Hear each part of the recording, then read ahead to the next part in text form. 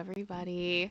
Hi. I hope everything is working okay. It's good to see everybody. Hi. Happy New Year. Welcome to ItsKim Live. I am ItsKim, and this is my show where I talk about pop culture and things that interest me and give my commentary. And if this is your first time here, here's the way the show normally works. First, we start out with the main topic. That's what's in the descript, like the title of the video, pardon me, the thumbnail, all that good stuff. Then we go into a beautiful section of the show that I love called Halftime, where I talk to my wonderful, wonderful community of space angels who are all coming in right now. Thank you guys so much. It is so good to see you all. Oh my gosh. Please let me know if sounds okay, everything. I feel so rusty. I haven't done this in a while now. It's crazy. And then we have our fun section called What the What, where we look at something from around the internet that is interesting, fun, crazy, bizarre, whatever. I haven't seen it, so I'm going to be reacting along with you. It is made courtesy of my partner in crime and my co-host, producer sister. I don't know if you want to say hello. Hello. So we're excited. We got quite a show today. If you're watching on the replay, don't worry. We've got timestamps in the description, so you can jump around and watch the parts that interest you, or you can just watch it in full. Whatever floats your boat, it's all good. I do want to say thank you so much to everyone who has sent me love over the holidays. Especially thank you so much to General Scott, my goodness, King Bob, Melissa, I have a list, Kimberly, Claudine, Heather, Mary, and Laura for your PayPals, and especially your lovely notes. I so appreciate you all, and thank you so much for your support for me, even when I wasn't streaming, which it always baffles me and is always amazing to me. I really do appreciate that, and I'm glad that, you know, you guys appreciate what I do, and it gives you joy, and it makes you happy, because life sucks, and I'm glad that that's a thing. I do want to give you guys a heads up. We'll probably talk about it a little bit more in halftime, but I'm just letting people come in and all that good stuff. We did not have the holidays that we expected. No. My household was visited by what was once called the Norwalk virus and is now being called the norovirus. And from what I have seen reported, this seems to be a pretty big deal right now. The numbers of people who are getting this virus are skyrocketing. It is incredibly contagious. I don't know if you saw this, producer sister, but somebody was on a cruise ship. I did see and they that. got it, and like 100 people on that ship got it, which I'm not surprised, because No. cruise ships be like that. I'm surprised it wasn't more. But unfortunately, one of the people on that ship actually passed away due to this virus. It is absolutely brutal. So, and unfortunately, it's also one of these things, and I'm just saying this because I feel like it's a PSA at this point. Hand sanitizer doesn't kill it. It can live on surfaces for months. It's really, really bad. And so I would encourage you all to not to fearmonger or anything like that, but take a little look and make sure that you know how to keep yourself safe the best you can. And if you start showing symptoms, stay home, take care of yourself, stay hydrated, and try to do right by yourself and the people around you. So yeah, we are both, I think I can speak for myself, producer sister, I don't know if you're on the same page. I'm not back to myself yet. No. I do not No. have the energy level that I normally do. And so I'm going to do my best today. But if I seem like less animated or lower energy than normal, and I seem tired, it's because I am. I don't know. I don't know what else to say. Oh, Popcorn Planet. Hi, Andy. You've been a member for a long time. I guess, yeah, like you've got a once. Or does he have a tooth? That's a tooth. That's a tooth. He's a tooth. Okay, must have just redid. Hi, Andy. I hope you're doing okay. Yeah, we've got lots to go over. We've got lots to go over. So yeah, but we're all gonna be good. We're all gonna be fine. We're on the up and up. It's just a one day at a time thing. And wash your hands, please. I had to update my credit card. Okay, Pop. I've been there, Andy. I've been there. I have been there. Also, other thing, if the chat is being weird for you, both producer sister and I have been having weird things with the chat today. It's probably a YouTube issue. If I miss your message, I'm so sorry, but I'm gonna do my best. It looks like it's working better in my Streamlabs, so hopefully we'll be good. Okay, well, enough jibber jabber. Going on enough. Enough is enough. All right, we're going into Main topics today.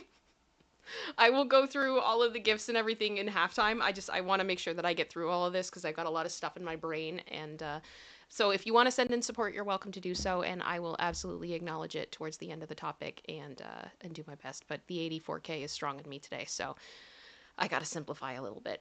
Okay. So, double check here. We're all good. Good. Good. Perfect. Okay, so we got 3 things we got to talk about today. We got to do some updates on Diddy, Jay-Z, and now we got to talk about the It Ends With Us saga, which is now turning into it's going to end in court, it's going to end in lawsuits, it's going to end in judges, it's going to end in the media, or it's the case that never ends. I'm not sure at this point, but I'm going to give you guys my thoughts, and yeah, so here we go. Okay, so this stream will include speculation and opinion and should not be taken as fact. I'm not a legal expert. I am just a person that talks a lot about celebrities and pop culture and gives my opinion. So always do your own research. And there are links to sources in the description. So if you want to know where I'm getting my information, it's all there and you can see it. And also to give credit where credit is due. Because I appreciate people who do reporting. Also, hi YouTube human reviewer. We have tried to ensure this video is appropriate according to the community guidelines. And viewers, please do not send hate to anyone, famous or not. It's not cute. We're all entitled to have our opinions, but do not do anything that would cause harm to people. I do not support hate in any way, shape, or form. Okay? Good. I don't endorse it. And all individuals mentioned are innocent until proven guilty in a court of law. I usually just have this as a Diddy slide, but at this point we're talking about way too many people, way too many lawsuits. So yeah, everybody, this is all allegations, and it all has to be proven before it is completely legit. And I think that that is a fair thing to state with everything we're going to be talking about today. So first, we've got Diddy. Over the break, there were a few stories about him. I saw one that apparently he had a meltdown in prison, around Christmas or New Year's, that he was apparently very upset. I have no idea if it's true or not, so I'm not really going to go super into it, but yeah, apparently he didn't have a very happy holiday. Yeah, I don't have anything nice to say. Okay, so what we do know, though, is this is a big moment. We got a document that came out a couple of days ago, and it was a document that was done by both the feds and the defense. And basically now we're moving into a different stage with Diddy as the trial approaches. It is currently scheduled for May 5th, which means now we're in high gear and we're getting ready for a trial. Quite possibly one of the biggest celebrity trials since O.J. Simpson. And I think a lot of people are feeling the heat and they're getting ready. Now, one of the biggest things that we've been asking over the last number of months has been, when are we going to find out the co-conspirators? Because you can't have a racketeering enterprise without having a group of people. It can't, like, Diddy can't do it on his own. So when is that going to be named? And that has been a big theme as we've gone. So what we found out in this document is when that's coming out. So I'm going to read you guys. All Hip Hop did a great just summary of all of it, and I'm just going to add kind of in my my sorry, Deanie Rosa just thought, so he's not a savage.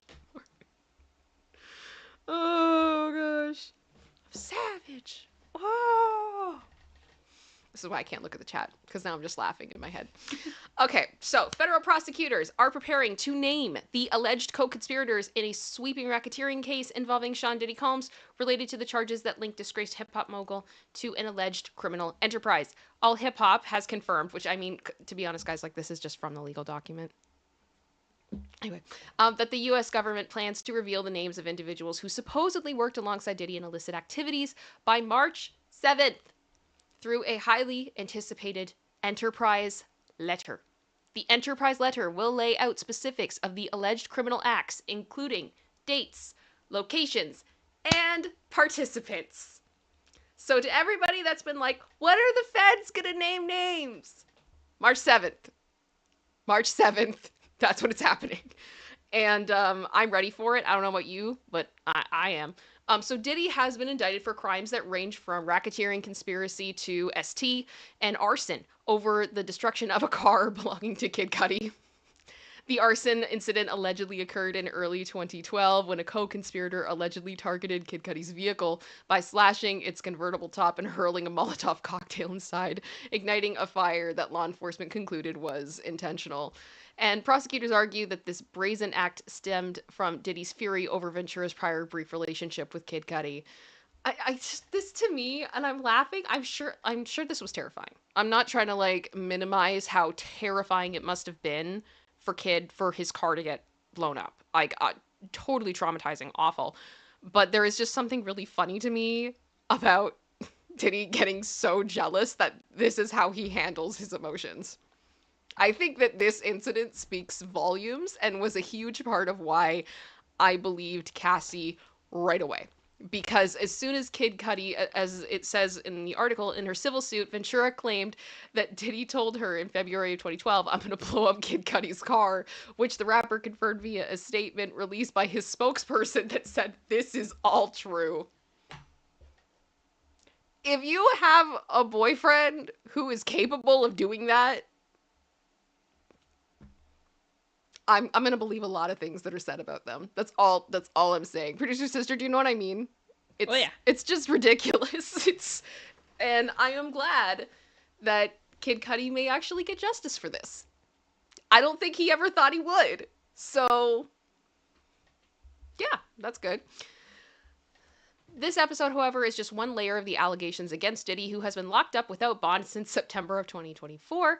Federal authorities accuse him of leading a broader criminal organization that engaged in activities including kidnapping, intimidation, and exploitation. In one chilling charge, Combs and his associates allegedly held a person at Pew Pew Point. I'm sorry, I have to use trigger words. I'm sorry. In December of 2011 to orchestrate a burglary. Defense attorneys for Combs have vehemently denied the allegations, arguing that the charges lack substantive evidence directly implicating their client. See, here's the problem now with the defense attorneys for Diddy. I go like, oh, is that like how you had a legal pad that got taken, but it wasn't actually a legal pad, and you made a huge fuss about it and had emergency hearings and all this stuff over absolutely nothing? Okay. All of this talk of dozens of victims and 50 witnesses, if they, the prosecutors, had that, if they really had that, it would be in the indictment, Diddy's lawyer Mark Agnifilo said after his client was charged. And I'm sorry, I cannot take that seriously from Costco lawyer. I just can't. I think there's a lot of this with the feds that they are being sneaky. They're being sneaky. Very sneaky. In fact, Diddy's lawyers want the feds to disclose the enterprise letter much faster, asking for a February 1st, 2025 deadline. According to the defense, a postponement hinders their ability to prepare adequately for a trial, creating a fundamental imbalance in the proceedings. Except they asked for the speedy trial. This is the way it works in speedy trials, from what I understand. If you did, like, this is where I get frustrated. And there actually is a line in this document from the feds saying that, the client wants to, or the defendant wants to have his cake and eat it too. This is the way that it works. So we'll see what the judge says. Maybe the judge will go, hey, we'll meet in the middle or something. I don't know. But yeah. So Diddy's team wants it February 1st. The feds want it out on March 7th. What was it, right? Right, producer sister? March 5th, I thought. What is it? March 7th. March 7th. March 7th? Yeah. And the federal trial is slated for May 5th of 2025. That's the 5. So there we go. There we go. So that's what's going on with that. I have the feeling, I don't know what it is, but as I read that enterprise letter, a part of me just felt like there was something that shifted. Because now we're in a place where we are getting close to a trial. There has to, from what we've heard, there's a superseding indictment. I don't know when that's coming. I don't know if it's going to come out in conjunction with the enterprise letter. That would not surprise me in the least. But they have a lot to do in the next, basically 4 months. Because they're going to need to be ready to go at the beginning of May. And I think we're going to see a lot of desperation, potentially, from Diddy's team, but also a lot of aggressiveness. I can't ignore that a lot of the things that Diddy's team has complained about have ended up being absolutely laughable, and they've been discredited, especially over the past couple of months. It's just been absolutely bizarre, and bluntly put, I feel like his attempts at bail have been embarrassing, and I don't think they've helped his case one bit. So it'll be interesting to see where we go from here. But yeah, we got a big trial coming, guys. Big trial. Now, Jay-Z. And I saw there was somebody who was like, what's the big win for Jay-Z? I'm getting there. I'm getting there. A lot of stuff to cover. I'm doing my best. So, what's going on with Jay-Z? Well, all through the holidays, there was filings going back and forth, back and forth, back and forth, back and forth. Alex Spiro actually kind of got slammed a bit by the judge, saying that he was filing too much, and they all needed to calm down. And that the judge was not going to be forced to, speed anything up or whatever, which it always makes me laugh when people are like telling the judge what to do. Like, how do you think that's going to go? How do you think that's going to go? There's some people, if you tell them what to do, what are they going to do? The exact opposite. Don't piss off the judge. Don't piss off the judge. But this is a win for Jay-Z. Jay-Z has been given the green light to file a motion to dismiss the R lawsuit. Now, I want to be very, very clear here. This does not mean that he has filed a motion to dismiss and it has been approved. What it means is that the judge went, I'm just going to go full screen here. What it means is that the judge is saying, you can submit a motion to dismiss and I will look at it. That doesn't mean it's going to be granted. That doesn't mean it's happened. It just means that this is now on the table. And in that respect, it is a win. Because you have to be granted that in order for it to be a possibility. So that is the win for Jay-Z. And we're going to get into the specifics of what exactly has gone on here. Credit to hip hop, I believe it's DX, I think. Jay-Z is allowed to press forward with his latest motion to have his R lawsuit dismissed. A judge has ruled. So Judge Torres granted a request on Thursday, January 2nd, from the rap legend and his legal team to be able to file a dismissal motion for the bombshell lawsuit, which accuses Hove of R-ing a 13-year-old girl alongside Diddy 25 years ago. So this is the Jane Doe case, the one we talked about, the NBC interview, all of this mess. Skinny Loco, I disagree. It is a big win. It's a big win because if you look at it from the perspective of a lot of the filings that we've seen, in the courts over the past couple of weeks when it comes to this case, there has been a lot of, heat put on Alex Spiro and Jay-Z that they're doing too much. They're pushing it too far. And I really didn't think that this was going to be a thing that was going to be granted.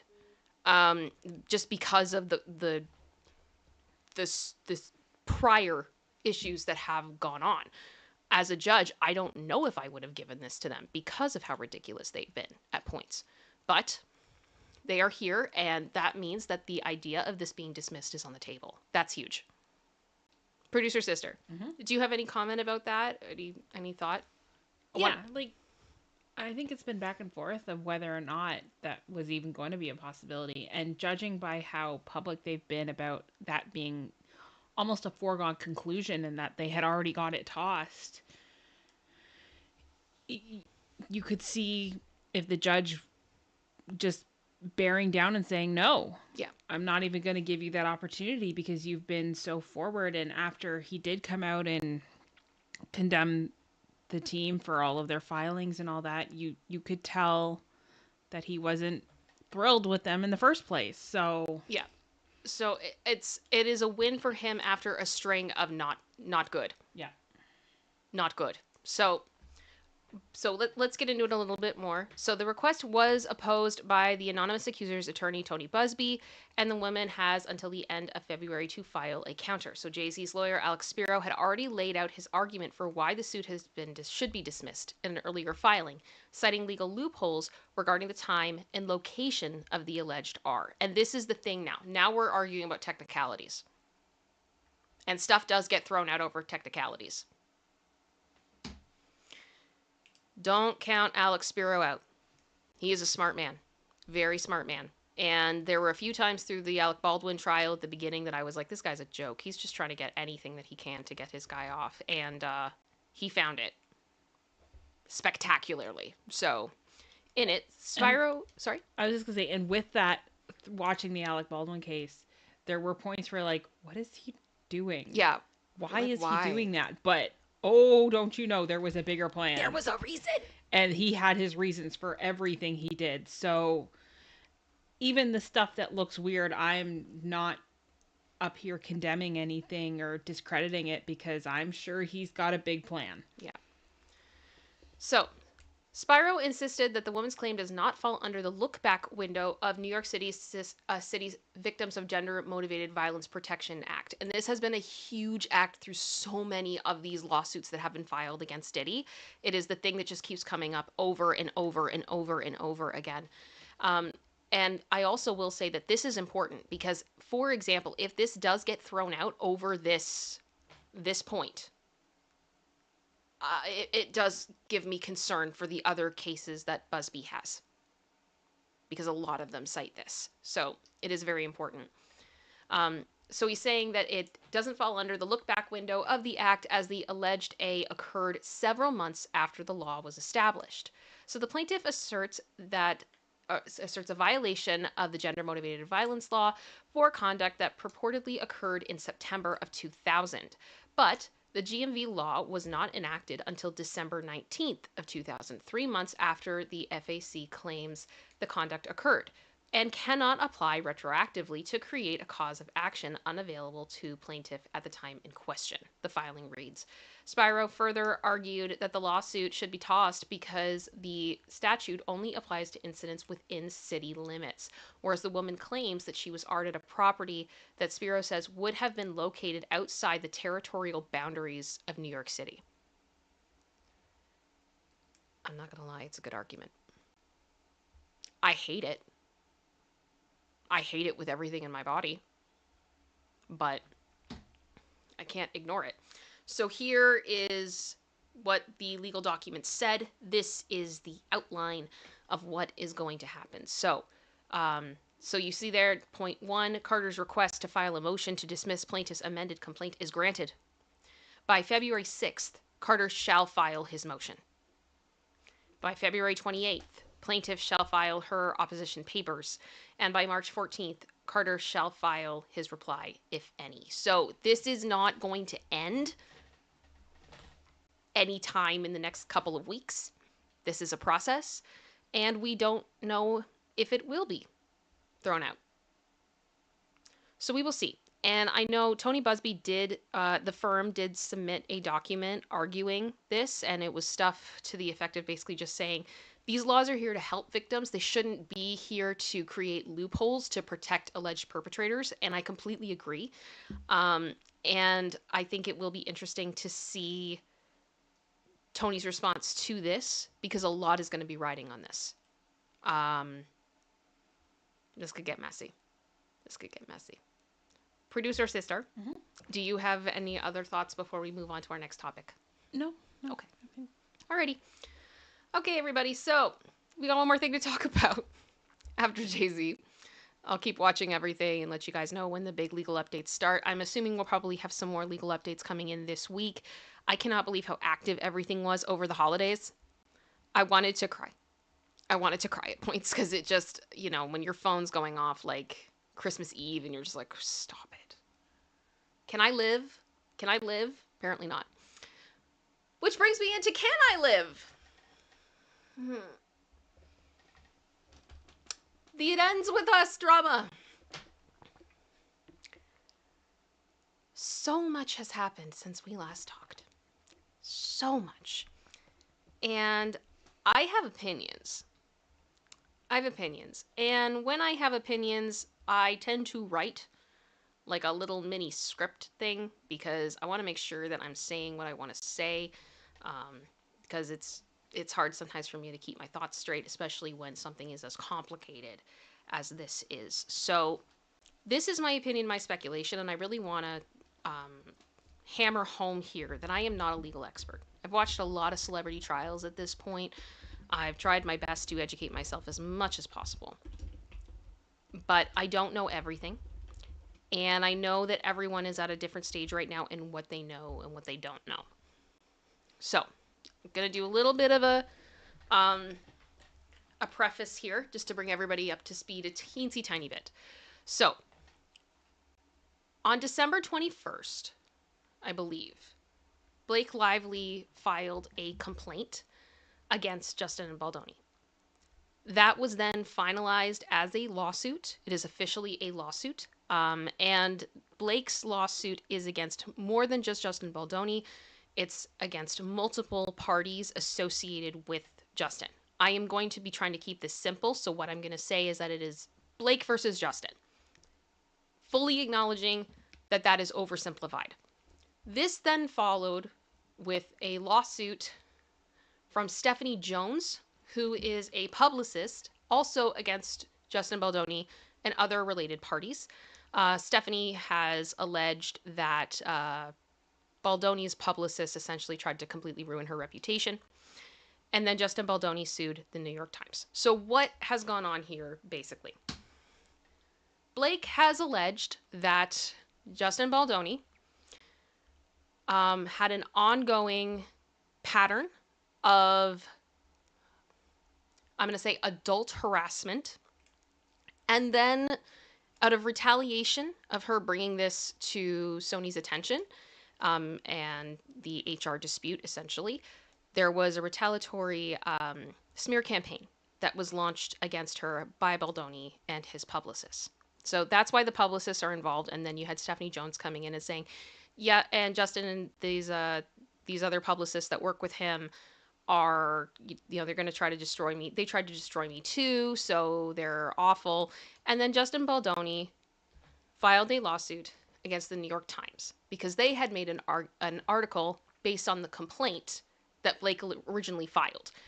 And Justin is claiming that in that complaint, and by extension in the New York Times article, there are text messages and things that are taken out of context that frame him in a bad light that are not accurate. And so now we are awaiting what we've heard will be a lawsuit from Justin Baldoni against Blake Lively, a counter lawsuit. And I want to say something right here that's been driving me absolutely nuts. I've been seeing people be like, why didn't Justin sue Blake earlier? I'm not a legal expert, but here's the way that I see it. Blake had to file a complaint to be able to then file a lawsuit. From my understanding, this was the chain of events. You can't countersue a lawsuit that does not exist. So that lawsuit was filed on December 31st. At that point, that lawsuit, although it was very similar to the complaint, had some differences, and that means that whatever he was preparing, he's going to have to update, right? Because you've got to address everything that's in the actual lawsuit. On top of that, he was also getting the New York Times lawsuit ready. I'm guessing that that lawsuit got possibly expedited. This is, again, my speculation. Got expedited to counter Blake Lively's lawsuit being filed. So we're waiting for a lawsuit now from Justin to Blake. On top of that, I would not be surprised, and this is my speculation and opinion, if Justin Baldoni decides to also countersue Stephanie Jones. Haven't heard anything about that. But his lawyer has not been shy about saying that there will be multiple lawsuits, and he fully intends and would like to publish all text messages between Justin and Blake. Now, I don't know what that's going to look like. I don't know if it's going to be an exhibit.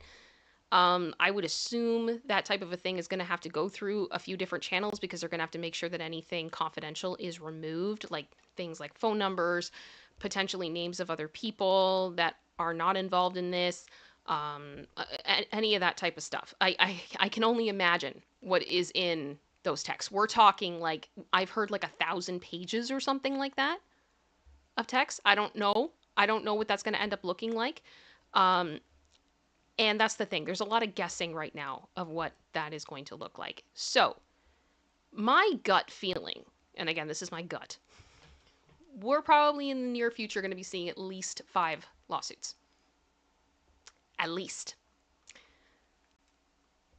I'm pretty much would be able to say I think it's safe to say we're going to have at least 4. But I think 5 is possible with Stephanie Jones. Just my opinion. Now, normally this would be when I would start pulling up legal documents and we would start talking.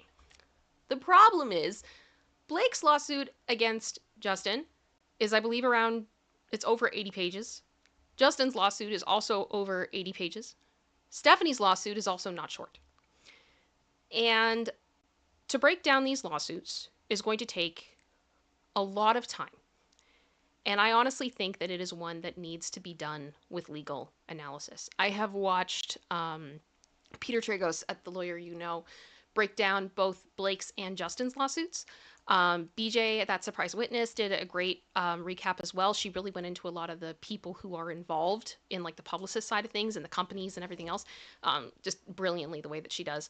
As well, Ian Runkle of Runkle and the Bailey did a live stream yesterday of Blake and Justin's lawsuits.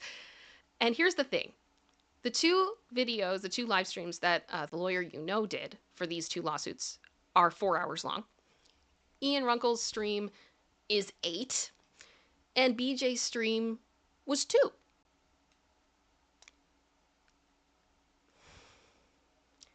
These are not cases that I can sum up in 15 minutes.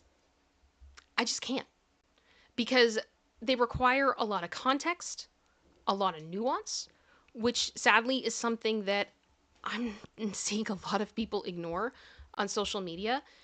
And it is very much a situation where I believe that multiple things can be true at the same time.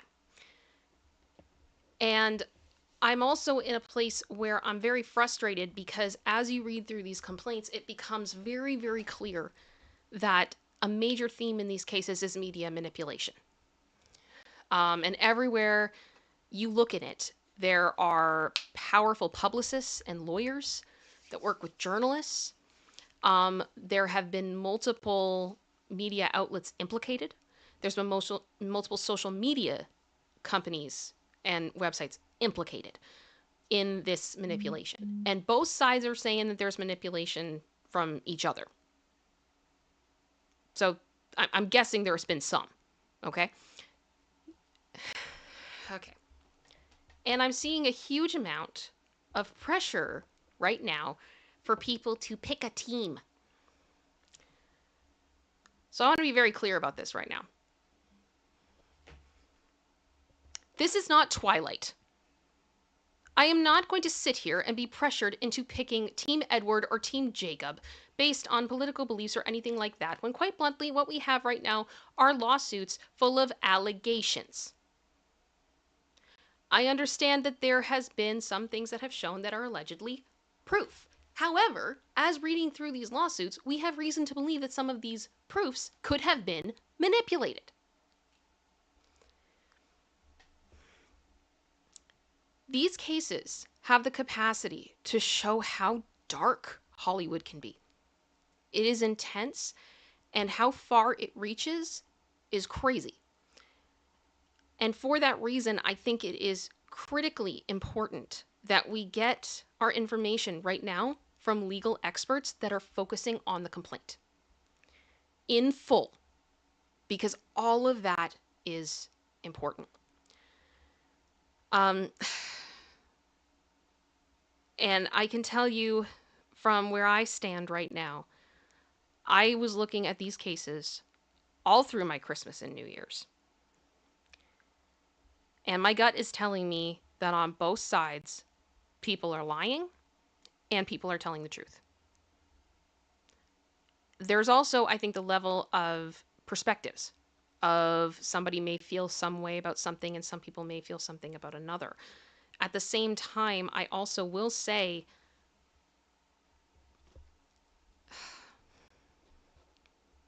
sorry, I'm getting overwhelmed a bit. I'm just trying to make sure that I keep this right. The truth is in the middle, I think. That's my opinion. That is my opinion. And at this time, it's now a matter of the courts. Everything we have right now is allegations, and bluntly put, anyone can write anything in a lawsuit. And I truly wonder how much of these cases are actually about the legal system Or is this a quest to redeem reputations? And at that point, the truth is what people believe. And a lot of people are believing a lot right now with no concrete evidence. Texts can be hearsay. We've heard that they've potentially been manipulated. There's two sides to every story. And this has felt like there's been a lot of fighting dirty, in my opinion, on both sides. So here are a few things I do just want to make clear.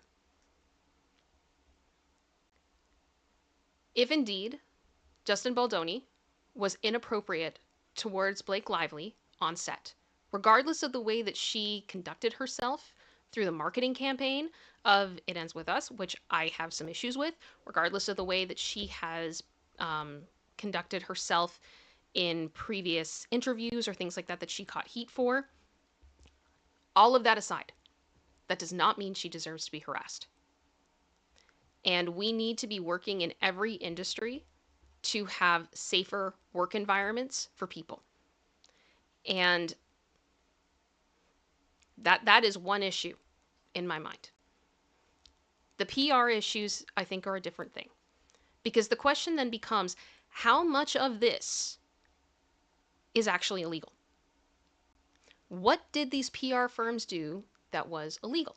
And how much of this is actually just standard practice? And that's a rabbit hole in itself. And that's why I'm saying this is a much bigger deal when we start looking at that stuff. And at the same time, if Blake did indeed stage basically a hostile takeover of Baldoni's film, that's a problem. It's all a problem. All of it. And I do also want to say a couple other quick things. I'm seeing a lot of people that are praising Sony because they're backing Blake Lively. Mom, I'm sorry if you're watching, but I have to say this. Everyone who is kissing Sony's ass, I would very much like you guys to look in the mirror and remember another case where a female employee did everything in her power to get out of a contract because she alleged that she was being sexually assaulted by her producer who controlled her career. And what did Sony do to Kesha? I believe in my heart that Sony will follow the money. It is not about them being good or bad. I am so tired of that dialogue. We're going to pretend now that Sony's all, good for their employees? Please. Please. Exhausting. Exhausting. Separate from that, everybody that wanted to go after the fact that Justin Baldoni hired Melissa Nathan, who was the PR specialist for this case, people want to bring in the fact that Johnny Depp, used Melissa, that she actually worked for a separate PR firm that took care of him during the Depp trial. The firm that Melissa has now was launched last year. So Melissa's firm did not represent Johnny Depp, period. It didn't exist, okay? It was a much larger firm that has supported and represented many, many, many, many, many, many, many celebrities. I just find it very interesting that they want to use Johnny's name in this. Also,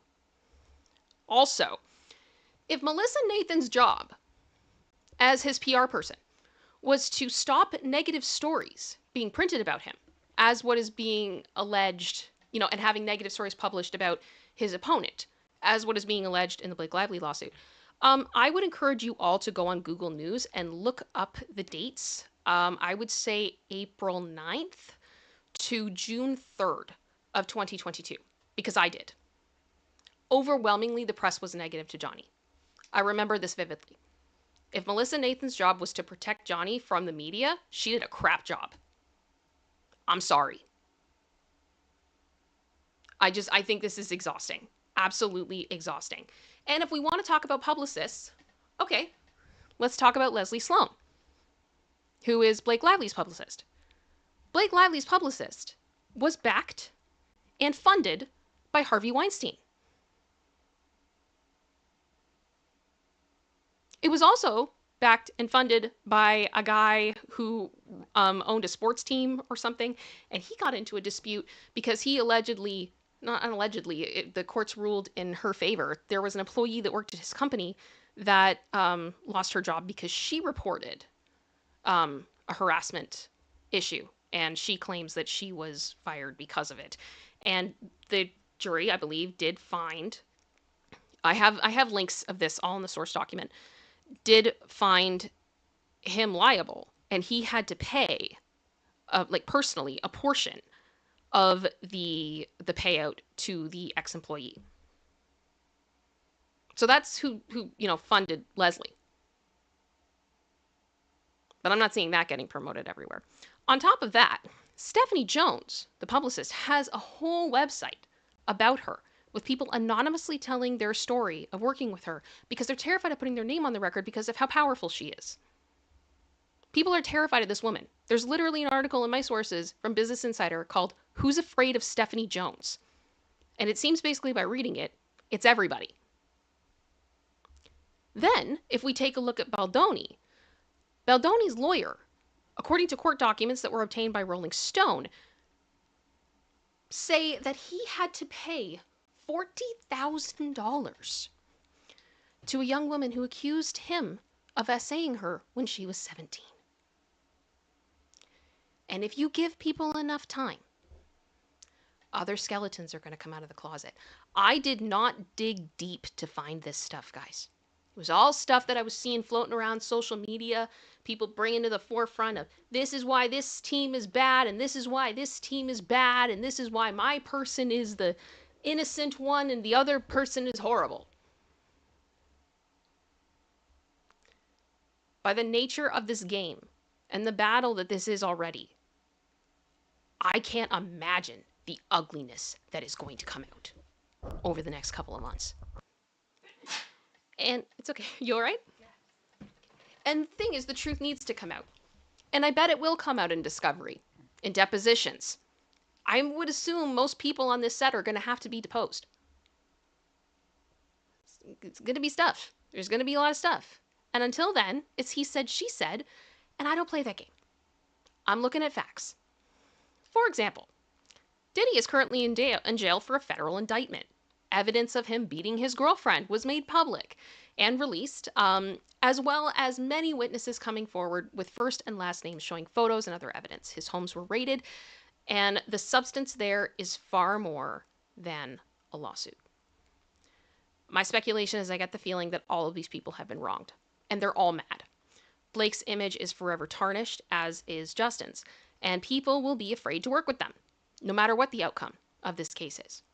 The publicists are also tarnished because I don't know about you, but if I was a celebrity, I don't know if I would trust any of these publicists with my problems, with my darkest secrets that I wanted to hide, because heaven knows when my text messages are going to now end up in a lawsuit. I think we are watching mutually assured destruction, and I believe that this is going to get worse. So, I am going to be focusing on legal documents and what comes out through this case because I am exhausted with a lot of the dialogue that I have been seeing. We don't know right now. We don't. I support women, men, non-binary, everybody in the workplace being able to go to work and to know that it's safe and they're not going to be harassed on their job. That is absolutely fair. I'm also in favor of people not having their projects being stolen from them. And I'm also in favor of people not creating hate campaigns in the media and going after people. It's all going to come out, one way or the other. If all of it doesn't get thrown out first, which I think is entirely a possibility, because I cannot imagine being a judge having to look at this case and being like, this is a lot. Like, this is a lot. And the evidence better be good. Well, the question is, too, do they both want it to go to discovery?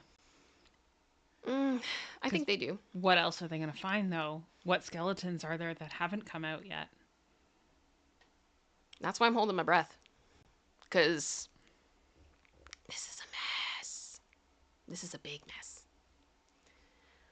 Well, there is our main topics. There is my rant. We are now in halftime. I would love to hear your guys' opinion on everything that you guys have seen. We can talk about it. I hope you guys understand my frustration. I can't, after reading both of the complaints and Stephanie's complaint and everything, I can't be like, oh, well, the Daily Mail reported this, so.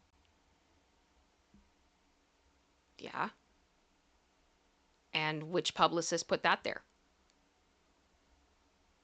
Just curious. Just saying. Oh, exactly, Kyle. No one in this industry is holier than thou. Nobody. All right. I do want to go through support, and then we'll do a Lacey moment, if you guys are cool with that. If she's open to it. Jean Rick has been a member for 23 months. Have to catch the stream on the replay. Working. Oh, I hope you've enjoyed it so far when you're watching on the replay. Thank you so much. And you're almost at your tooth. That's awesome. Thank you so much. And Jean Rick, also thank you for the super sticker. That's very kind of you. Savannah May, welcome to the Space Angels. Thank you so much for joining. I hope you enjoy it here. Astrid Vissers also gave 5 memberships, as well as General Scott. Thank you so much. You guys are amazing. So appreciate you. Thank you so much, General Scott. Popcorn redid their membership. And I can't talk. Doro gifted 1 membership as well. Thank you guys so much. So including the ones that I gave out this earlier, producer sister, where are we at on the memberships? 18. We're at 18. We are team even. There we go. There we go. Let me see. All right. Yeah. And exactly, as Kyle said, this community does not support hate towards anyone, famous or not. Please be respectful. Have an opinion, but I have no interest in going all over social media and being like, screw these people, they're horrible, I'm branding them this, blah, blah, blah, blah, blah, blah, blah. I'm letting the chips fall where they may. That's where I'm at. And I really just kind of, like, I want, if things happened here that shouldn't have happened and there's sinister stuff going on, then I want people to be held accountable, 100%. But I wonder how much of this is an argument of egos at this point. But I could be very wrong. So, gonna put that over there. Lacey, do you want to say hi to everybody?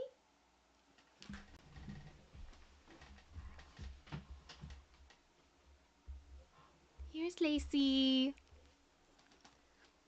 You got your little pink bandana on. Yeah, it's so cute. Do you have anything to say to everybody? It's been a while. Oh, I think I'm on your tail. Oh no. Okay. Is that better? Here we go. How you doing? Any yawns, any burps, anything you want to say to everybody? I know, it's been a lot. It's been a lot. But she missed all of you. She missed all of you. Yeah.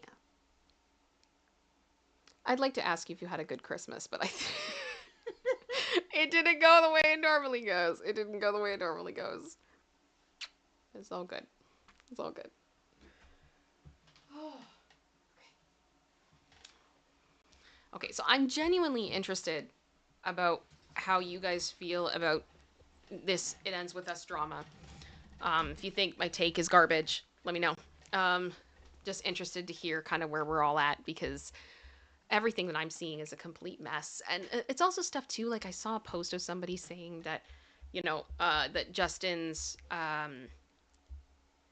you know, lawsuit is getting discredited because he said that Ryan Reynolds tried to get him fired, or wanted him to be fired from his agency, and then his agency dropped him, but then the agency said Ryan had nothing to do with it, so therefore his claim is garbage. As if people can't lie. Sorry. There's just a lot of stuff going on. A lot of stuff going on. Okay. Also, Lisa Boo, thank you for being a member for 20 months. Love this community. I hope you feel better. Thank you so much. We're going to do the best we can. General Scott, thank you so much again. And Doro, thank you again. I think that, Kevin, then also General Scott again, bringing us to 21. So we're now back to Team Odd, right? Mm-hmm. Yeah. Let me see here. Figment 3904. Oh gosh, are you Figment like Disney Figment? Are you Figment like Disney Figment? Because I literally have Figment behind me. Please let me know if you are. And just said thank you for, I appreciate your clear explanation. Thank you. I appreciate that. And again, I'm not a legal expert, but I'm trying through this to listen to people who are far smarter than I am that can look through everything, because I'm going to legal experts that in the past have absolutely been bang on. and understand these systems way better than I do. So that's just my opinion. Da, da, da. For the record, Your Honor, hello, my friend. Hello, my friend and wonderful mod. Always my love to you and producer Sis. XO, absolutely. Right back at you. Mm-hmm. Right back at you. Let me see here. Okay. So, I thought I saw here. Was it Dreadnought? Mm-hmm. Dreadnought, did you get engaged? That's what they said. Congratulations. I wish you guys the best. I'm so happy for you. That is wonderful. All the happiness in the world and all the blessings. I hope everything goes well. And I don't know if you guys are planning on getting married quickly or not, but good luck with all of the planning and everything else. And all the best and happiness in the world. Let me see what else. Katie just said, yeah, you said exactly what I've been trying to say through all of this game. Right? It's like, why? As Kyle said, we are team fence for the meantime because you can't trust anything yet. And it really just feels like if this was an Am I the A-hole, it's team everybody sucks. Yeah. That's what it feels like right now until we get more legal receipts. Yeah. Beautiful Disaster said, my issue with Blake is that with her notoriety and influence making a movie on DV on allegedly SH, she should have stopped it, not done it. That would have been the time, the importance. The only argument I have with that, and this comes from kind of a corporate perspective in my thinking, it can be very scary to report situations of SH. If you feel comfortable with sharing, anybody in the chat, if you've had to do that, can you, and you've done it, would you be able to put a 1 in the chat? If you're comfortable. If you're comfortable. Personally, I have. It was actually at my first job, and it was incredibly uncomfortable.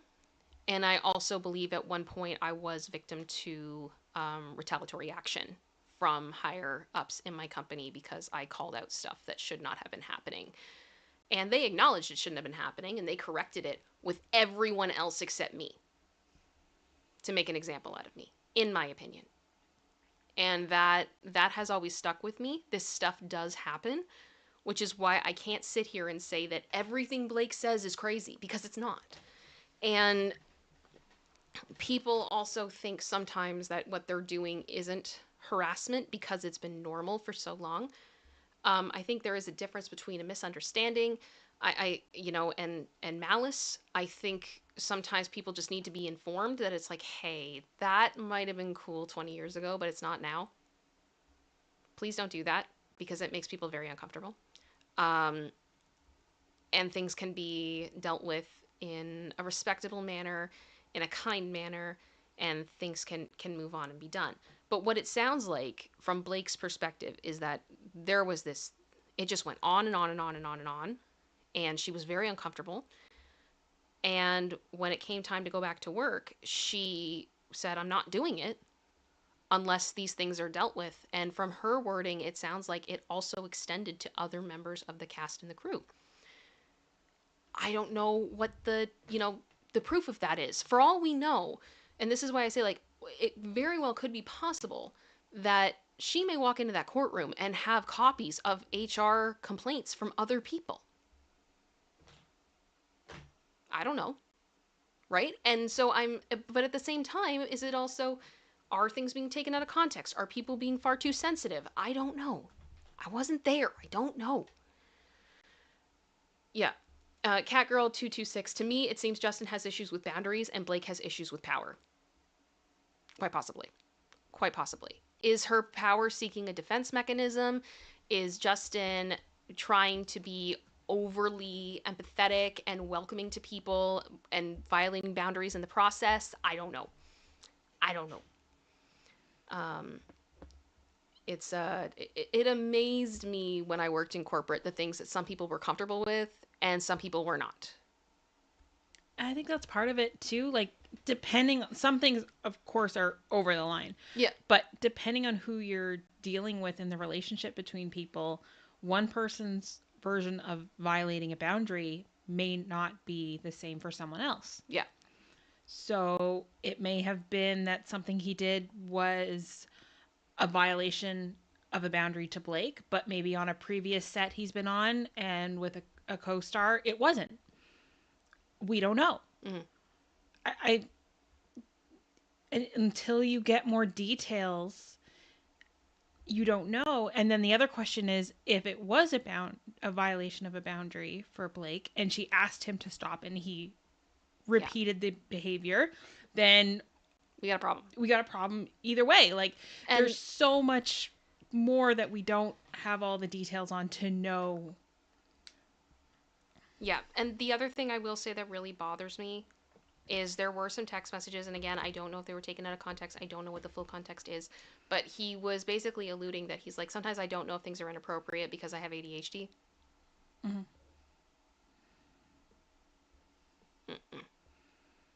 Nuh-uh. Mm-mm. 184K to another. Mm-mm. Nope. Well, nope. Okay, not an SH situation, but I remember a number of years ago, I was at work, and on that particular day, we were actually moving offices. Mm-hmm. So everything was in boxes. Everything was a mess. We had nowhere to put anything. It was just pure chaos. We had stopped at a grocery store to get some snacks for people to put in the kitchen while we were moving, and my coworker and I got some drinks, and I had like my big purse. Yeah. The big bag. The big bag. You ladies know, when you got the big bag, you got the big bag. So the drinks that he and I got for ourselves, I threw them in my purse. And I told him, whenever you want your drink, just go and grab it. It's fine. For most people, a coworker going into your purse, mm-hmm. like, especially when you're not near them, mm-hmm. and without asking, is a violation. My boss saw him later in the day go into my purse and grab his drink. And he thought it was a violation. And I'm like, no, it's fine. I told him he could do it. Yeah. But without the rest of the context, my boss thought it was a problem. Yep. And was ready to act on it. And I had to be like, whoa, okay, no. Leave him alone. It's fine. I swear, it's fine. I told him he could do it. Yeah. I was comfortable with it. You need more context for some of these things. Yeah. And that's the thing. I feel like we're missing a lot of context. Mm-hmm. So we'll see. We will see. Let me see here. I'm just trying to catch up on the chat because you guys are chatting so much. Yeah, Sarai just said, I wasn't believed when I am uncomfortable or nervous. I can't stop laughing. Oh, that happens. That is a normal defense mechanism for a lot of people. Like, the laughing. I mean, I laugh when I'm depressed. Because sometimes it's literally just like, wow. Wow. And that's all I can just think of is, oh, here comes the dumpster fire clown car. Off we go. Yeah, and Catgirl just said 226. Yeah, no, ADHD is not an excuse at all. Don't go there, Justin. And this is the thing. Like, I feel like that's when you say something that's inappropriate, somebody calls you out on it, and you go, I'm so sorry, I didn't realize that, and then you move on, and you make a mental note, like, okay, I can't do that. And I've also had friends who are very neurodivergent. One in particular, when I first started communicating with him, he literally just was like, I'm really autistic. And sometimes I say things that are inappropriate, and I want you to know I don't ever intend to make you feel uncomfortable. So if I say something that, rubs you the wrong way, or please tell me, because that's never my intention. There's ways for you to own that and to help other people feel comfortable and also help yourself. But making it into like hey, let's make this like a marketing thing that I'm neurodivergent and therefore cannot be held accountable for the inappropriate things I do. Mm-mm. Now, again, I don't know if that's the full context of that comment. Yeah. I don't. So I hope that makes sense.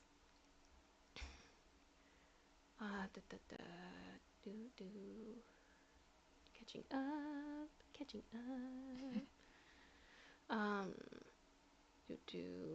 Medor Art said, sometimes we try to speak, but the other female coworkers make it impossible, creating rumors of being cruel to the victims, even when they know what really happened. Uh-huh.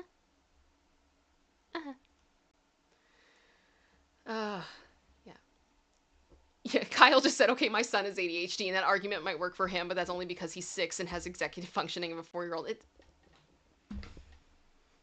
Your son's not working, There's a level of professionalism you have to have. That's all. Let me see here.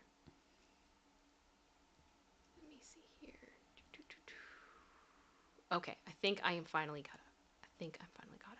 Kayla said, I just tend to have my mind run quicker than my mouth, and that has gotten my tushy in some trouble. I hear you, and that does happen. I have moments where I lay awake at night, and I think, I can't believe I just said that. I can't believe I said that 10 years ago, and it lives in infamy in my brain forever. Yeah, but it is what it is. Katie Artist, thank you for being a member for 18 months. My wonderful mod. This community is the best. Missed you all. Missed you all too. Very much. It's good to be back. Figment sent in another super chat. You didn't have to do that, but thank you. Definitely Disney Figment for over 40 years. Yes! One little spark of inspiration is at the heart of all creation. Da, da, da, da. Does the moon haunt you? Does the Eric Idle moon haunt you? You don't have to send in a super chat. Just let me know. Cheryl Lee has been a member for 25 months, as always. Kim and producer Sister Rock, thank you so much. And then Dora also gave another membership. That brings us to 22. Mm-hmm. You guys are spoiling me today. Thank you so much. You guys are amazing. I kind of like, hang on, I feel like I've said this now and I want to show everybody. So, as I've said before, Figment is a Disney character. It is a Disney character in an attraction in the Animation Pavilion in Epcot. And there... Figment's history is actually quite fascinating, and has many layers to it. But there was one point where Figment had a ride redo, and they brought in Eric Idle from Monty Python to star alongside. And there's this moment where Eric Idle's face is projected onto a moon. So I'm just going to pull this up.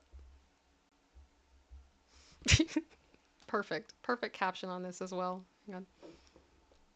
Yeah. There's Eric Idle in the moon. And it goes back and forth singing to you as you exit the ride. And I'm always like, thank you, Figment, the moon haunts me. And I'm always just like, who was the person that thought this was a good idea? Who signed off on this? Who thought, we're going to get Monty Python royalty up in the studio today, and we are going to put whatever they put on his face and make him into a moon. Be a goose.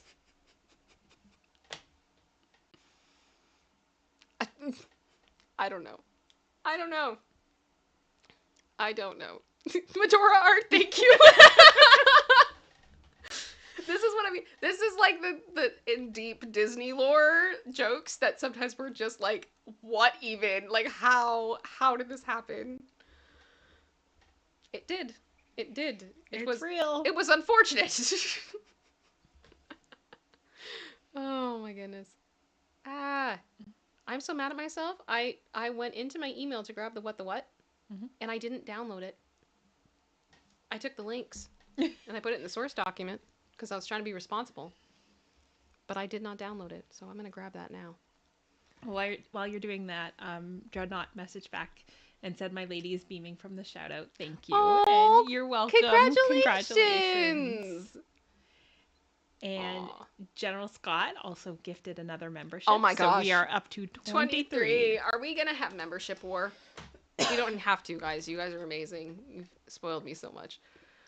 Oh my goodness. Yeah, exactly, Katie. I'm just rusty. Nicole, I love that. Monty Python's awesome. And that's the thing. I just remember going through that ride for the first time and being like, what just happened? Because I don't know how many of you guys recognize this, but ItsKim is also like a Monty Python reference. At the beginning of Flying Circus, when Michael would be running towards the camera, like forever and ever and ever, and then he'd get to the screen and go, "It's," and then they would start the Monty Python theme. Yeah, that's inspired by. Oh my goodness. And just to link it all full circle for all of our puppets funness, for those who don't know, Figment, the main character, is voiced by Dave Goelz. Dave Goelz, who did Gonzo, who I am obsessed with. And, yes, exactly, Dreadnought. Always look on the bright side of life. Do-do, do-do, do-do, do-do. I will be very upset if that's not played at my funeral. I mean, I'm not really going to be upset about him being dead, but you know what I mean? Oh, gosh. I also wanted to let you guys know over the holiday break, I can't believe how many of you guys are still here. Thank you so much. Thank you for listening to me ramble about stupid things. I so appreciate you all. Check here. Okay. Producer sister gave me a present. It was a gag gift to go with your main present. I forgot it upstairs.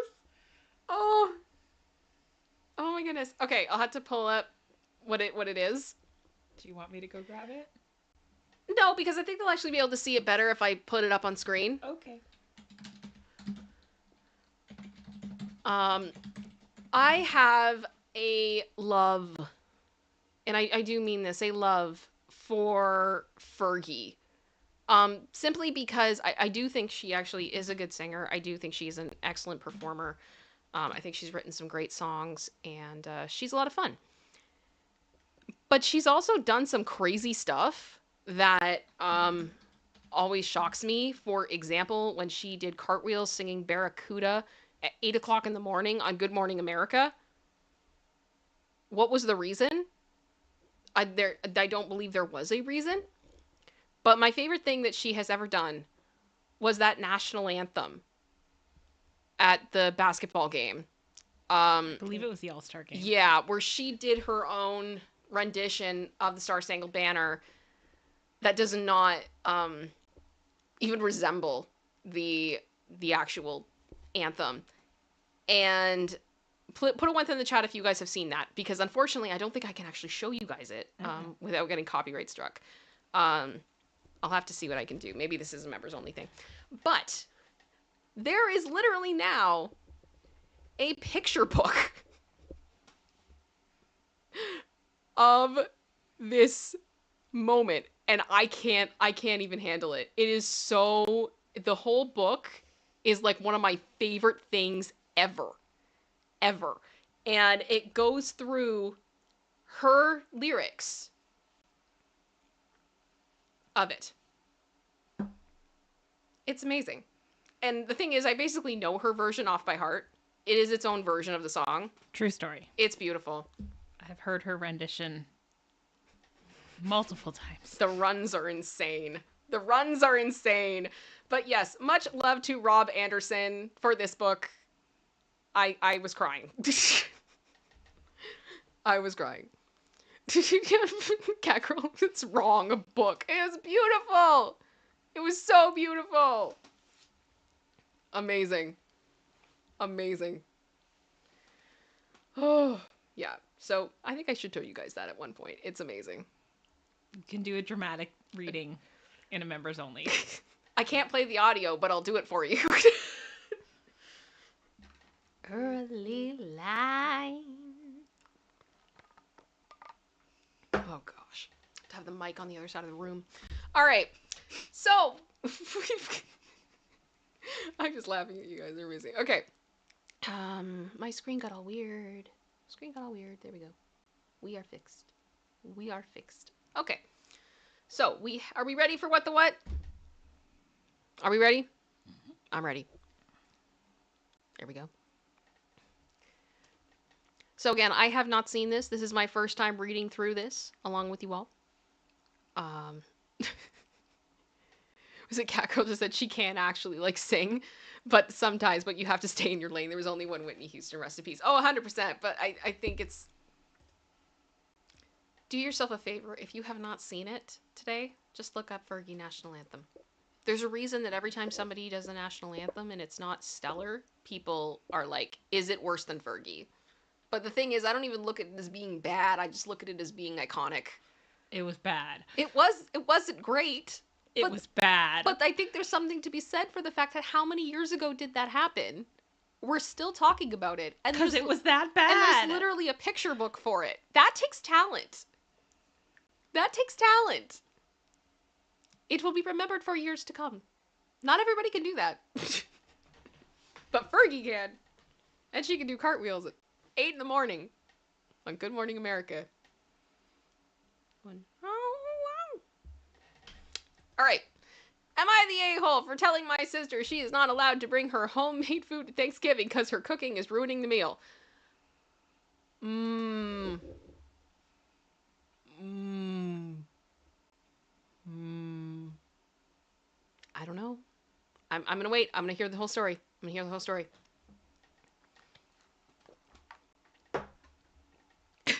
Medora Kim, I love, but once was enough. No! Every day! No. Every day! I'm kind of hoping deep down. I'm sorry. I'm so 84K right now. I'm kind of hoping. I don't know how many of you guys follow Jamie French. If you're subscribed to Jamie French. I desperately want her to do her own version of it, like she did with the Hillary Duff Raise Your Voice run, where she just superimposes herself in, and she does. I would cry. I would cry. Okay. Let's read. Let's read. Every year, our family does a big Thanksgiving dinner, and we all typically bring a dish or two.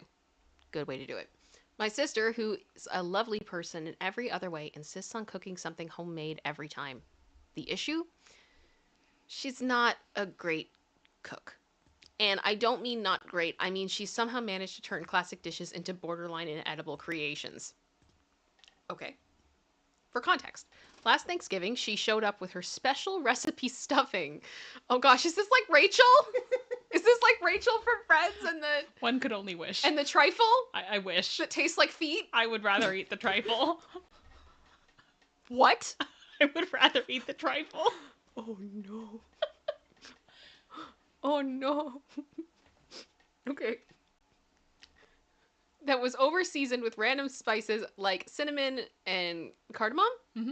It was dry, and the flavors were confusing and totally off for stuffing. I don't think we've ever put cinnamon in stuffing. Nope. Okay. Only one person took a small bite, and the rest went untouched. Another year, she brought a green bean casserole that had some kind of strange chewy texture, and she later admitted she used coconut milk and almond flour to experiment. No one wanted seconds of that either. Oh no. Oh no. Thank you, Vicky, for the super chat saying the only channel I sub to. Is that it? Mm-hmm. You're simply the best. Aww. Well, thank you very much. There are other creators out there that are better than me. But thank you. Thank you so much. This year, I'm hosting Thanksgiving. Since I'm responsible for putting it all together, I wanted to keep the menu consistent so that people could actually enjoy a cohesive meal. I thought I'd avoid drama by asking her to bring non-food items instead, like wine or soda or even some flowers. That's not a bad idea. It's not. I explained it to her. And very kindly, I thought that I just wanted to make things easy and streamlined, and I'd handle the main dishes. She didn't take it well. Okay. She got offended and told me I was being controlling and shutting her out of the family gathering. She then accused me of making her feel inadequate and said that Thanksgiving is about everyone contributing, not just me deciding what's acceptable. I told her that everyone appreciates her effort, but if she could contribute in other ways and still be a part of it. She doubled down and said she's bringing her most famous green bean casserole, whether I like it or not. Jane. I can't. No.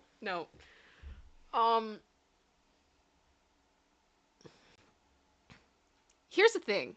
I kind of feel like if you cook anything, and I want to preface this by saying that producer sister took all of the cooking ability in the womb first. She came first, and she went, I'm taking all of that. And it's not true. My siblings are going to get the scraps after that, whoever decides to come, and then I showed up. So what I've learned from cooking, I've learned from my sister. I have a few dishes that I do because they have been praised and I have been asked to bring them. That is the moment. That's when you know, right? If people are like, oh, bring that again, then that's what you do. That's what you do. If nobody eats it, it didn't go over well. Does that make sense? Mm-hmm. Like I make a French toast casserole. Yeah. Which sounds kind of weird, but it's basically like, it is a pot of French toast. It's a pot of French toast. Well, it's like, you don't make it on the stovetop, though. You make it in the oven. Yeah. So. And it's so good. And it's always been a thing whenever people come over, they're like, oh, is that happening? And I'm like, yeah. And it's super easy and it's awesome. And I love it. So I guess what I'm saying is, if people aren't taking the food, some of this is, she's kind of got to realize, you're wasting food as it is because nobody wants it. Maybe this isn't your thing. Yeah. KDRs, yes, if everyone hides it in a potted plant, it's not good food. Not good food. It's not. It's and not. The thing is, too, like, I know I'm always very conscious. If we're going to try something new, it's either just us or there's certain guests. But it's never a main thing. No, it's always like an app or something. It's a side thing. It's a side thing. So it just adds to the meal. You have additional food, and if it doesn't go over well, it doesn't go over well, and you played your cards, and sometimes you win, sometimes you lose. Yeah. Like this year, we had a couple different apps that I made. Not that we spoiler alert, we still haven't had Christmas dinner. Nope. Because we've been so sick. But I did do all the prep, and then we all got sick. Yeah. So I had a couple different apps. I had one that we had seen a recipe for online that looked good, so we tried that. But there were other apps that we know and trust. Yeah. So, just, anywho. Yeah, anyway. Now, my mom and a couple other family members have chimed in saying I should let her bring whatever she wants because it's Thanksgiving and it's the thought that counts, and they're acting like I'm committing some huge offense by wanting the food to be enjoyable for everyone and not having random experimental dishes that no one will eat. I think if that is your way of feeling, then, for example, let's say you said, we need you to do the potatoes. You need to have an alternate version of potatoes available. And have them be a little bit different. Just be like, I saw this and it was cool and I decided to do it. And then you know that everybody has options that they will enjoy. And then she gets to live in her Delulu land because sometimes you just can't fix people. If she's bringing mashed potatoes, you make scalloped potatoes. Yes, something of that nature. Yeah. But I feel like I'm just trying to keep the meal enjoyable and frankly edible. I don't think it's wrong to want guests to actually enjoy the food, especially since I'm putting a lot of effort to host. Am I really being unreasonable here? Am I the a-hole? I think there's a lot of other context to do with the person that I'd like to know. Like, is this the only thing that they're, like, weird about? Or are they weird about everything? There's more context coming. Okay. Sarai, oh wow, what did you guys eat? Nothing. And then once we did start eating, it was whatever the heck sounds appetizing at that point. Yeah. Because everybody was different, and we're still not at the point where we're eating normal. Yet. I started with popsicles. Yeah. That was it. I will say, PSA for me, that worked well, and I can only speak for myself. If you do find yourself sick with this mess, keep drinking. Everything in your body is going to tell you stop. Don't stop. Because if you get dehydrated, it's going to be 10 times worse, and then you probably have to go to the hospital. So, drink. So, what did I have for Christmas break? A lot of liquids. A lot of Powerade. We did frozen ginger ale, which was good. We got the Ninja Slushie, and it's been great. But yeah. Or ginger ale and orange juice. Yeah, ginger ale and orange juice. For settling stomach and hydrating. Yep, all that stuff. Okay. Relevant comments. Crystal Queen 3000. You are the a-hole. Okay. It's one dish and everyone knows is bad and won't eat. Why is it a big deal? OP. I get where you're coming from, but it's not just one dish. It's every year, and every year she brings multiple dishes with strange combinations that no one eats. And it ends up feeling awkward because she keeps pushing people to try her food, and you're stuck pretending it's not bad or trying to avoid it altogether. It also feels like a waste of effort, time, and money, especially since it's meant to be a big family meal where we enjoy the food together. I just want people to actually look forward to the meal and not feel obligated to pretend they're enjoying her experiments. I didn't think it was that big of a deal to ask her to bring something else. It's not like I'm uninviting her, but maybe I could have handled it differently. Okay, that's fair. I understand that logic. Oh, good night, Astrid. I hope everything's good. Thanks so much for coming. She's going to sleep. Yeah. You're up. Go to bed. Go to bed. It's late. It's late. It's late. I get it. Okay. Let her bring it. Maybe she's been practicing and it's good. If not, maybe she'll get the hint. OP said, I see what you're saying, but honestly, she's been practicing for years and it hasn't improved. If anything, she's getting more experimental and doubling down on the weird flavors and substitutions. And I don't think she'll take the hint. She's pretty proud of her cooking and genuinely seems to think we're just not appreciating her creativity.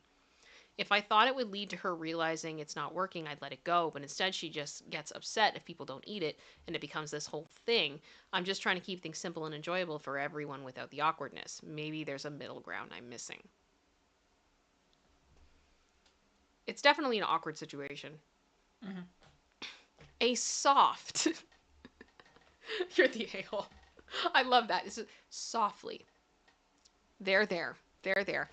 Just let her bring what she wants. It's not hurting you and you don't have to eat it. It might even be fun to pretend it's the best thing ever and throw some away when she isn't looking to make her feel good. It could be a part of the traditional holiday experience.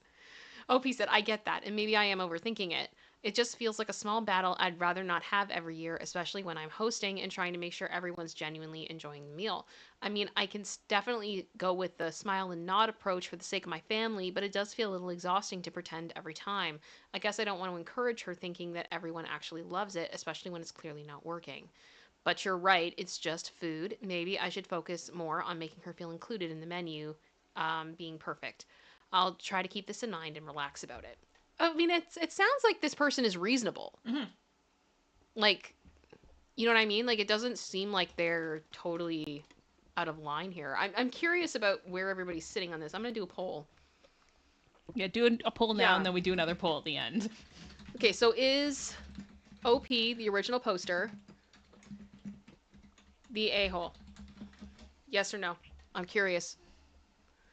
Vote in the chat. Let your voice be heard. This is a democracy.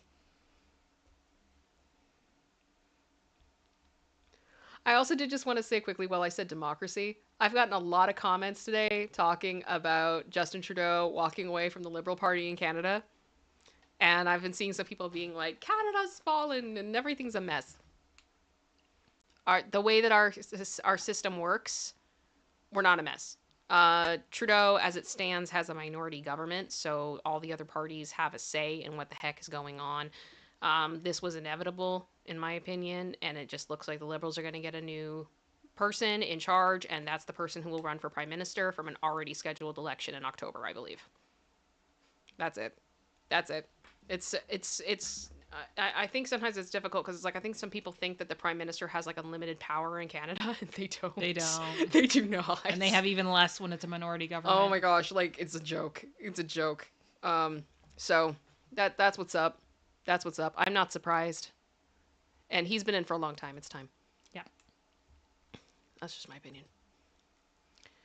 Alrighty, we are 24% saying yes. And we are 76% saying no. Alrighty. Let's keep going. Present. Here we go. November 3rd. Update. Well, all right. This is later that same day. Oh, things have escalated fast. Thanks to everyone who offered advice. I tried to compromise, but it's already turning into a whole thing, and Thanksgiving is still a few weeks away. Ooh. After our last conversation, my sister was pretty cagey about what she planned to make, so I reached out to my mom, hoping she could smooth things over. Instead, she got defensive and says I'm overthinking it, and that it's just one dish. I told her I wasn't sure it was one dish anymore, especially after hearing my sister's grocery haul, including canned oysters and edible glitter. What? Yep.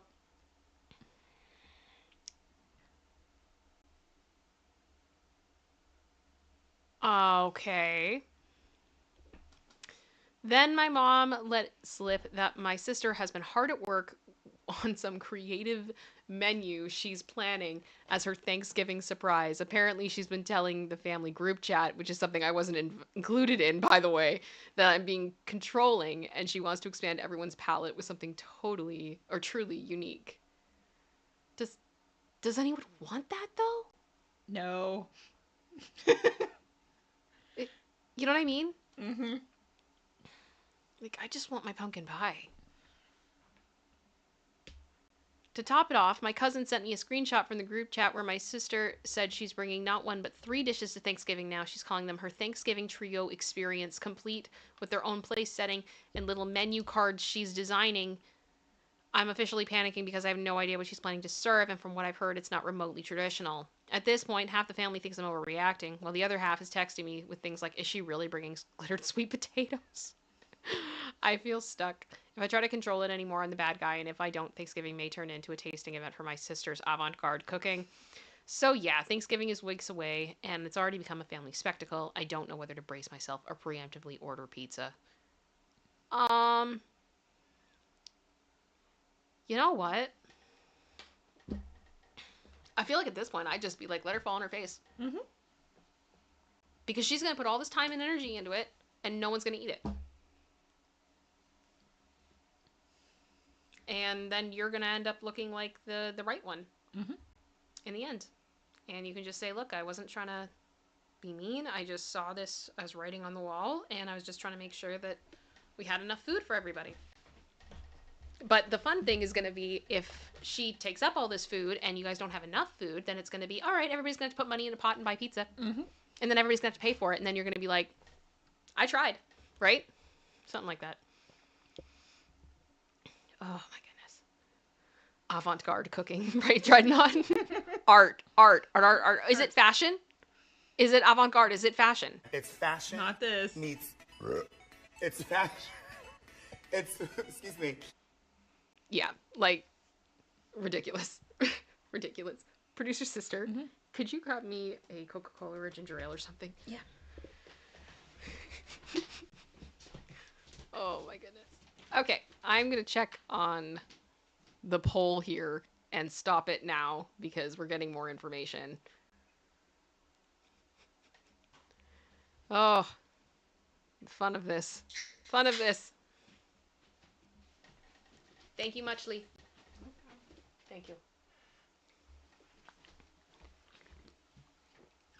Sorry, it's been a lot of talking today. Okay. Back to the screen. Relevant comments. OP when told to let the sister take charge for the meal. And haha, I have to admit the idea is very tempting. Letting her take the spotlight with her Thanksgiving trio to experience while I sit back and sip on a glass of wine sounds like one way to make a memorable holiday. I'm actually not against this idea. You're like, go for it. Go for it. Especially if everyone gets to see exactly what I was trying to save them from. It would be kind of poetic just to lean into the chaos and let her creations be the star of the show, for better or for worse. I have a feeling it would definitely be a Thanksgiving to remember, even if I have to brace myself for the family reactions. It's like a mix of malicious compliance and hands-off hosting. I kind of love the idea just throwing in some edible arrangements, a ton of drinks, and calling it a day. And yeah, if it all goes sideways, I'll have plenty of remember that one Thanksgiving stories to put out in the future. Thanks for the laugh and the wild suggestion. This might be just be a holiday fantasy, but it's definitely a fun one to think about. I'm for that. Okay. So, somebody asked, I'm just super curious what other things she's made. If you're willing to expand on a few more, I want to know how bad we're talking here. So, OP, buckle up. Oh, you know it's good when. Buckle up. Here are some highlights from past family gatherings. Oh, no. Okay. 1, Thanksgiving 2019. She made a spicy cranberry sauce that had whole chunks of jalapeno. She insisted it was elevating the flavor profile, but it ended up making people's mouths burn while eating turkey. We tried to pair it with the other stuff on the plate, but it was a no-go. No! I don't want jalapeno in my cranberry sauce. Does anyone have that? Is that a thing? No. No. Okay. Christmas 2020, she brought a fusion mac and cheese with wasabi and horseradish mixed in. Okay, some people can't have that type of spicy stuff. Let's just say it was very unexpected flavor to experience the traditional creamy comforting dish. There were some coughs and watery eyes at the table that night. Oh dear. Oh dear. Easter 2021, she made a carrot salad that had shredded carrots, raisins, and sardines.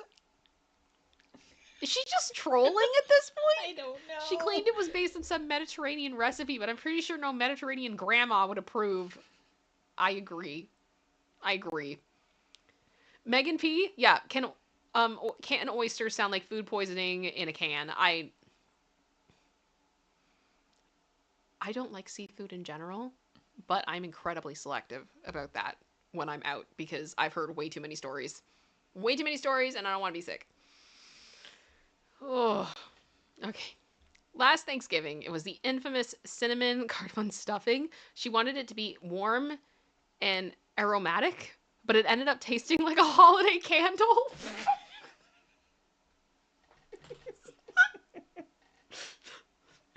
The texture was also super dry, and even though she noticed when no one was touching it, she blamed it on us for not appreciating new flavors. Stop. Okay. Family barbecue this past summer. She did a barbecue tofu thing that had an odd vinegar peanut butter sauce. Okay. I don't know what cuisine inspired that, but it didn't belong anywhere near a grill. People tried to be polite, but most ended up going home with her. So yeah, this isn't me being picky. She's made some real adventures out of classic dishes, and I'm genuinely nervous for what she's planning with this whole Thanksgiving trio experience. Oh, just let her do it. Just let her do it. Let her do it. Also, vinegar and peanut butter, just... No. No. I don't want vinegar with my peanut butter. I don't think that makes me crazy. Honestly, I think you should just let her do this. Yeah, it could be a new family tradition. Your sister brings something weird and inedible, and you all ignore it and poke fun at her terrible cooking later. Is this really something you want to create drama over? OP said, you're right. Maybe I've been looking at this all wrong. Letting her bring unique dishes could actually become a funny little tradition if we let it. I mean, every family has its quirks. Maybe this is just one of ours. Instead of stressing about it, I could just embrace it and let her dishes be a part of Thanksgiving lore that we joke about later. It's definitely not worth creating unnecessary drama over, and if we all just go with it, I bet it'll be less awkward and maybe even more entertaining in its own way. Thank you for the reminder to just roll with it and not take it so seriously. Oh, Lisa Boo, stop. Wouldn't that curdle? Oh. No. Mm-mm. Mm-mm. Okay. Okay. Next update. So Thanksgiving is now just a little over 2 weeks away, and somehow things have escalated even further than I thought possible. I thought my sister's Thanksgiving trio experience would be the peak of the drama. Well, it turns out I was wrong. Oh, here we go. Since the last update, my sister has become fully committed to making her dishes the main attraction. She's been dropping hints in the family group chat, which I'm still not included in, but shout out to my cousin for the screenshots. Okay. About how this Thanksgiving will be one to remember and calling it her Thanksgiving debut. Oh, the Delulu. She apparently has been referring to herself as the Thanksgiving head chef and has hinted that she's bringing some type of culinary surprise centerpiece that will transform the whole experience. Oh, just let her go. Let her go. Oh my goodness. From what I could piece together, she's planning the main statement dish in addition to her original three side dishes. I'm picturing something equally bizarre on a much larger scale, and honestly, I'm terrified. If her green bean casserole was already pushing it, I can't imagine what she thinks is worthy of being the centerpiece. Yeah, this is Delulu land. You're right, Katie. Then to make things even weirder, my mom texted me privately and suggested I step back this year and let my sister shine since she's so excited about her contribution.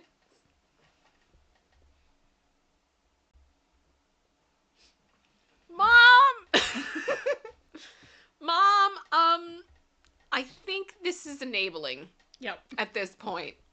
And you know what? I feel like my response to you at that point would just be, okay, you're eating it. Whatever she brings, you have to eat it. Whatever she brings, you're eating it. And you're finishing your plate. That's all. My mom thinks if we just give her this moment, it'll make her happy and she'll get it out of her system. Nope, not this type of Delulu.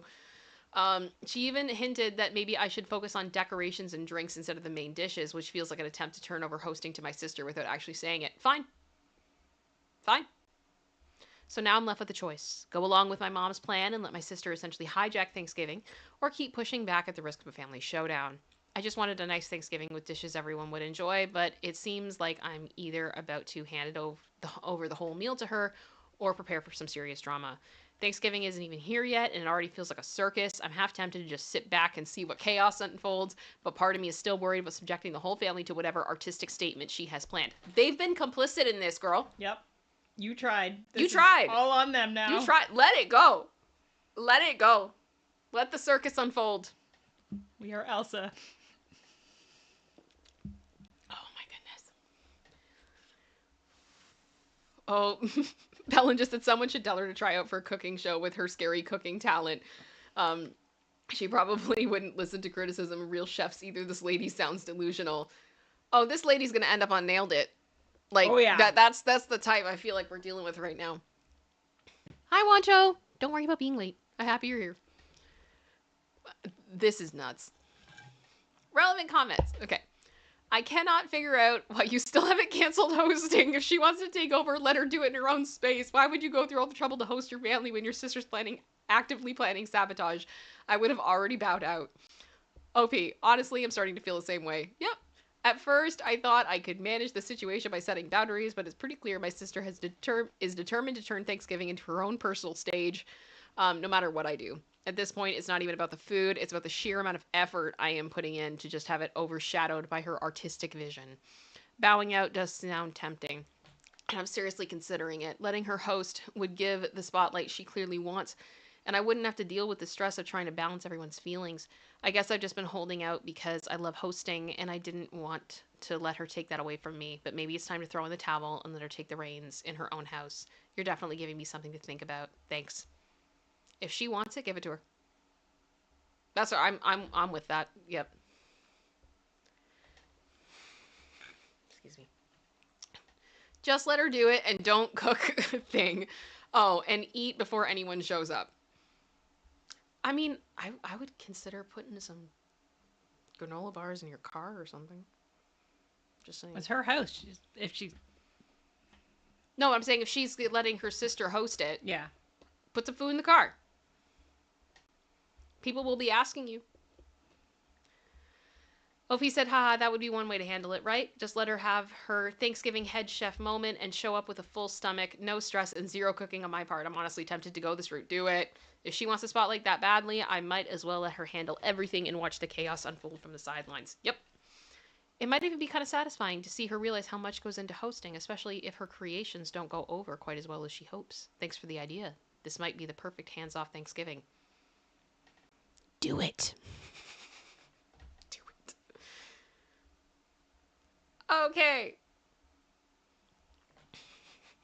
Another update. This is a day before Thanksgiving, and things have continued to spiral.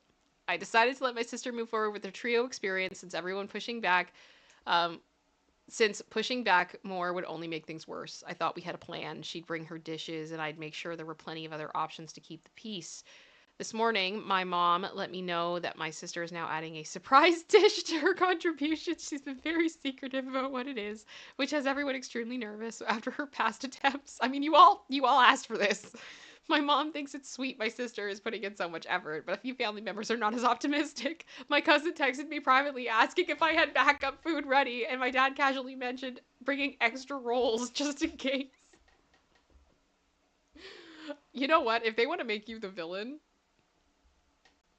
just let them. Just let them. This is gonna be so funny. At this point, I've decided to stick with the plan and let her have her moment. I still have a few traditional dishes on hand so no one goes hungry. Oh no, I wouldn't. Tomorrow would probably be chaotic, but it should at least make for a memorable holiday. Wish me luck. I'll update after Thanksgiving if anything noteworthy happens. Please tell me we have an update. Oh, we have an update. Did something eventful happen? Of course it did. Okay, put in the chat. What do you think is going to happen? I want to know. What did she bring? What did she do? What was the surprise centerpiece piece de resistance for Thanksgiving? I want to know. I'm giving you guys a minute. Okay. Oh. Here we go. I'm excited. And I stand by it, as Carbonize just alluded to again. I would rather eat Rachel's trifle. That is the one that Ross was like, it tastes like feet, right? Yes. Okay. And Joey said it was good. Of course Joey said it was good. Was that the maternity pants year? These are my Thanksgiving pants? Yeah. No. No? No, it wasn't. Because they were trying to leave so they could go to the party with the models. Okay. Yep. All right. Final update. Thanksgiving dinner is officially over, and I genuinely don't know where to start. I feel like I just lived through a fever dream of culinary chaos and family drama, and I need a moment to breathe before I can even process everything. My cousin and I are heading out for drinks to dissect all of it because honestly, what just happened deserves its own Netflix special. I mean, it sounds like it was entertaining. She got the stage. She did. Oh, so my sister showed up earlier than expected, which I should have seen coming. She came in like a storm, carrying not only just her 3 dishes, but also this giant platter wrapped in foil, which she was clearly trying to make a big deal about it. She immediately started rearranging the table, moving my dishes to the side so hers could take center stage. She even brought her own table runner and candles, saying something about setting the mood for a creative dining experience. I decided not to fight her on at this point. I just wanted to get through the night without a blow up. Why do I get the feeling she's one of these people that's like, yeah, I listened to Lettucehead. It's an independent band. You've never heard of them. Mm-hmm. You've never heard of them. You should have, but mainstream sucks, and I don't do that. I went to see them on tour. Mm-hmm. They threw a harp off the stage. They're so punk. Not like these other posers. Sorry. So my sister... Oh, sorry. Okay, no, I read that. Next one. Her trio experience was, well, let's just say it was everything I feared and more. She started with a glittery sweet potato mash that somehow managed to taste like a mix of sugar and sand. I don't like sand. It's rough and it's coarse and it gets everywhere. Why would edible glitter taste like sand? The glitter wasn't even edible glitter. It was craft glitter. Oh. I didn't realize it until one of the kids said, "This is crunchy," and I looked it closer.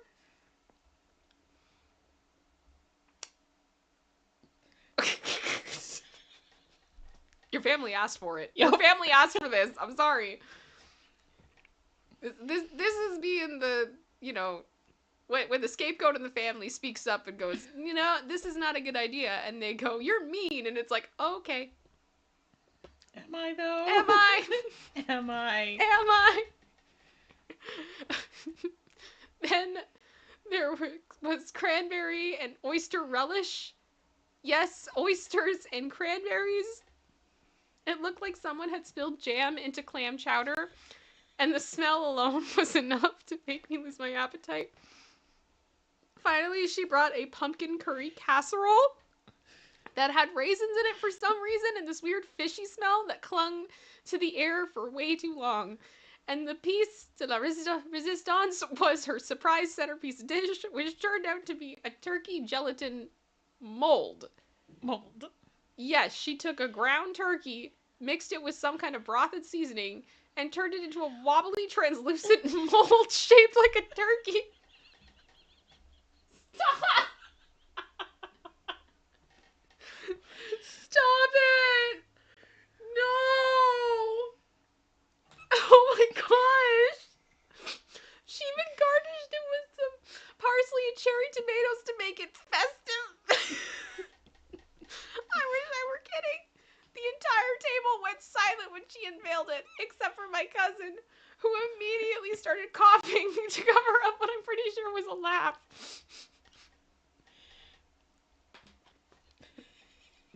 Girl, I hope you felt validated. I hope you felt so validated in that moment. Exactly, Katie. Someone needs some cheesecake and garlic bread. 100%. Oh my gosh. things hit their peak when my mom, who had been defending her the entire time, took one bite of the gelatin mold and just froze. Serves you right, Mom. Denial is a river in Egypt. Like, she didn't say anything, but you could see the regret on her face. My sister, noticing the lack of enthusiasm, decided to go on this long speech about how Thanksgiving food is too boring, and she's trying to challenge our palates. She even called my ham and mashed potatoes uninspired, which was rich coming from someone serving glitter sand potatoes. Your potatoes are edible! Girl! No! If you served this in a restaurant, you would be shut down! Literally, you would be shut down! Glitter. They would take away your ability to feed people! As they should. Oh my gosh! Oh no. The breaking point came when my aunt, who is usually the peacekeeper, tried the gelatin mold and actually gagged. Oh my gosh, this is like, I don't know, I hope OP felt so good. I'm sorry. She tried to be polite about it, but my sister saw her reaction and completely lost it. She started yelling about how nobody in the family supports her, and we're all stuck in the past with our original food. She even accused me of sabotaging her dishes by not hyping them up enough to everyone. At this point, half the table was trying not to laugh, and the other half was just staring at their plates, probably wondering how we got here. We know how we got here. You all enabled it. Yep. You all enabled it. She tried to warn you. She tried.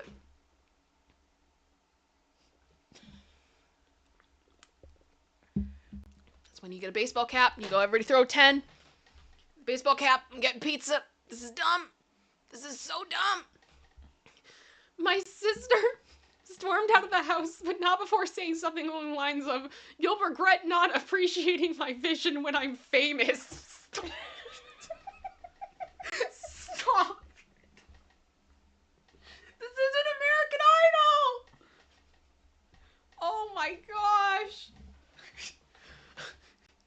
Stop. Oh my gosh.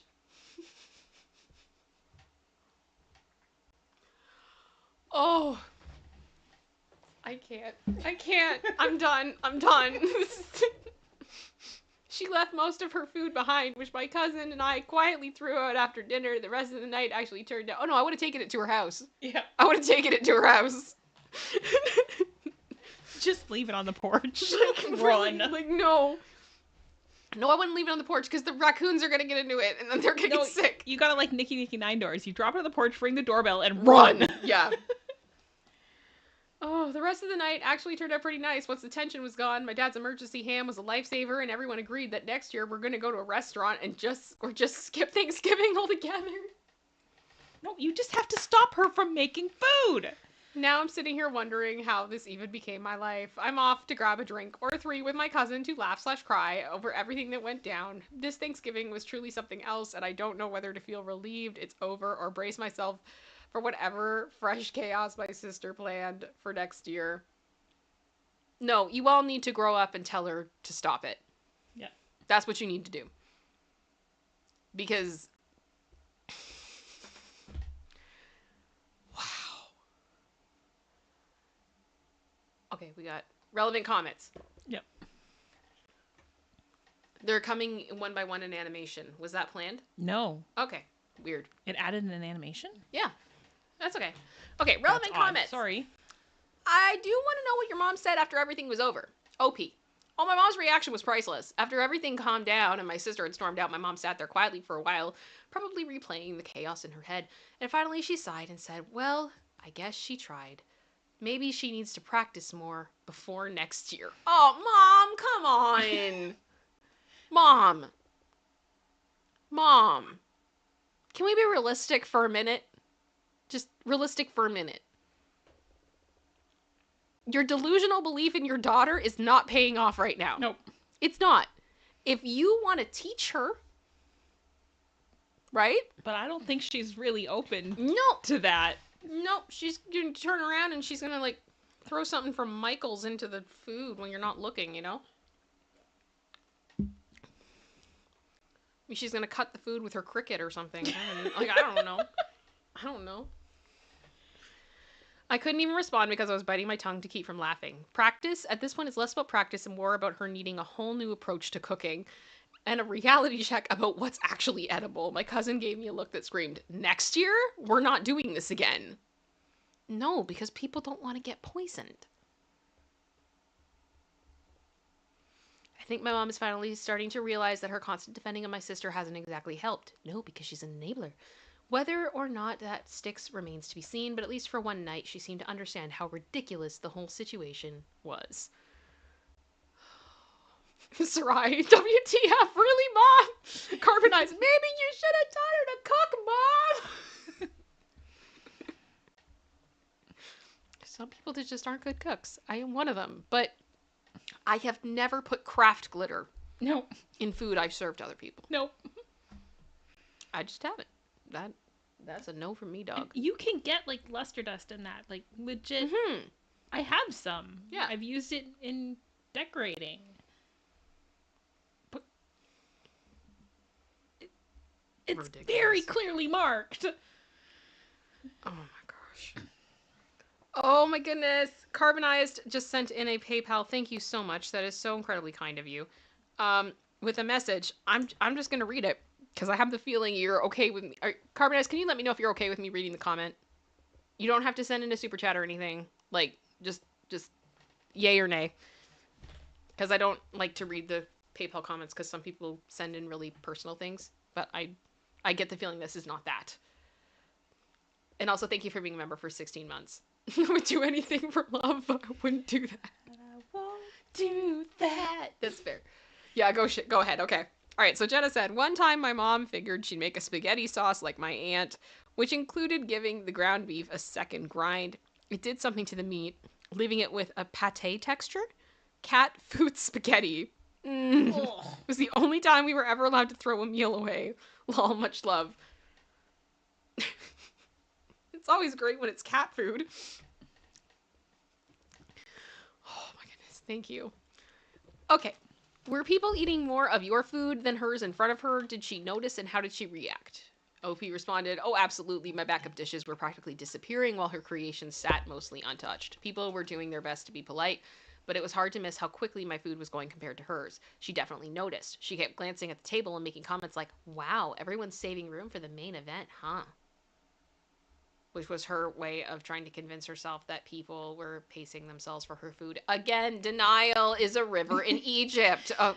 The Delulu is very strong. Ooh. Kyle? Don't you put it in your mouth. Don't you put it in. It's a Canadian heritage moment. Stuff it in your face. Don't you stuff it in your face, though it might look good to eat. I don't think any of this look good to eat, though. Like a muffin or a beet. If you don't know just what it is, don't put it in your mouth. Gosh. For real. Okay. When Noah went back for seconds of her dishes, you could see the frustration building. It all boiled over after my aunt's reaction to the turkey gelatin mold. And that's when she started accusing everyone of being close-minded and me of undermining her creativity. Safe to say, it was a night to remember. Eck. Thank you, Kyle. Real quick. Did she chow down herself? I don't understand how it could be this bad without having malfunctioning taste buds. Oh, she absolutely did. She was profoundly serving herself generous portions of everything she made and going on about how much she loves bold flavors. That's great for you, hun. Watching her genuinely enjoy the turkey mold while the rest of us struggled to keep a straight face was something else. At this point, I'm starting to think her taste buds really are on another planet. And that is entirely possible. Like, maybe she just doesn't taste things the way other people do. I kind of have that with sweet stuff and bitter stuff. Producer sister can attest. Mm-hmm. My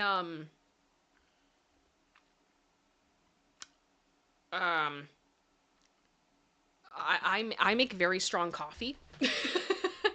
I use espresso in my my lattes, essentially my iced lattes, my fraps that I make, and a lot of the time, like, I'll make something and I'll be like, oh my gosh, this is amazing. This is the best one I have ever made. And my husband will take a sip of it and be like, wow, I'm on Mars. Like the espresso hits hard, but for me it actually tastes sweet. But I also have the same thing that like I can have chocolate that's like 95% dark chocolate and I still taste sweetness and nobody else can.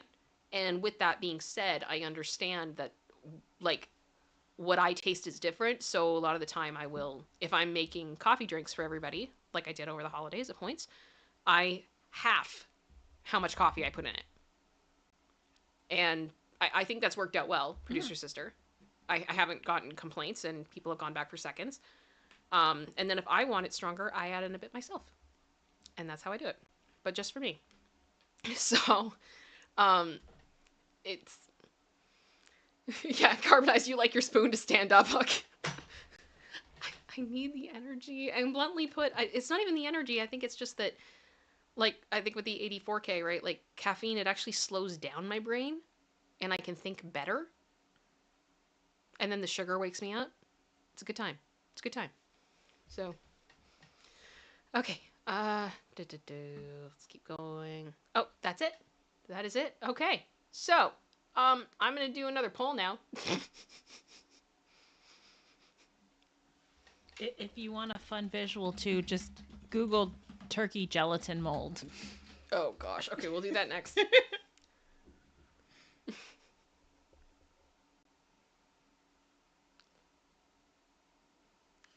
Carmen, I said it. It's the taste. Coffee does nothing for the 84K. I drink it before the taste. Oh, it's the caffeine, right?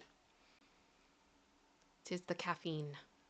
Okay, let me look up this turkey gelatin mold. I'm afraid. I will say OP said on Reddit that she was going to post pictures of it. I did edit those parts out because she hasn't posted any pictures as of yet. So I tried. I scoured her page and there were other comments of people also asking for the pictures again, and no one was directing them anywhere. So I was not prepared. No. Guys, are you ready? Those of you with weak constitutions may... oh my gosh. It's so bad. What is that? What is that? Like, I'm all for the fun stuff. A couple years ago, I bought a thing of butter for Easter dinner, but it was shaped like a lamb. It was so dark. So you like cut pieces of the lamb off, and it was like a cute little lamb. It was so dark, and I thought it was hilarious, and I did it, and I could not stop laughing. But like this, but that was still butter at the end of the day. That is something that most people use. It's very artistic. It's fashion. It is fashion. Get that off my screen. I'm sorry. I'll take it off like right. Oh my gosh. Just the craft glitter is oh, there's so many of them. See, like, okay. Pinterest. I get this. That's cute. It's all fruit and marshmallows. It's kind of funny. I like the candy corn beak. That's adorable. I'm not mad about this. But it's the other ones. It's not right. It's not right. Oh gosh, what is that? Oh no. No, this is... oh goodness, I'm so sorry everybody, but if I have to suffer, you're suffering too. What is this? What is that? What is that? This is a Cardi B. Oh my gosh! What is that? Like, this shouldn't be allowed. This should not be allowed. I hate it. I hate it. Where is it? Where is it? I'm gonna see if I can find the lamb butter. So you guys understand what I'm talking about. If you've never seen it. Apparently it's very traditional, but I hadn't seen it until I was in the States. So, yeah, it's like a lamb, and then you cut off parts of the lamb for your dinner rolls. Oh, Kyle, yep, you're right. That boy ain't right. Is that soap? I am afraid. I am afraid. Why does it have lumps? Yeah, the lamb thing, I couldn't stop laughing at this. I thought it was hilarious. It was so dark, and it was really funny. It was really funny. Kind of like made my Easter season. I have not seen it since. But I'm wondering if I should just like get a mold and make my own, because it'd be kind of funny. What? We don't need another lamb butter. It was funny! No!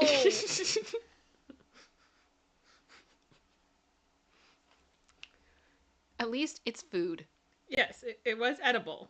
I will give you that. Exactly. Hang on. There we go. So here's like another picture. So it's lamb-shaped butter, special treat for your holiday table. Celebrate with table traditions. It's traditional. And that would be my thing. I'd be like, it's traditional. It's so classy.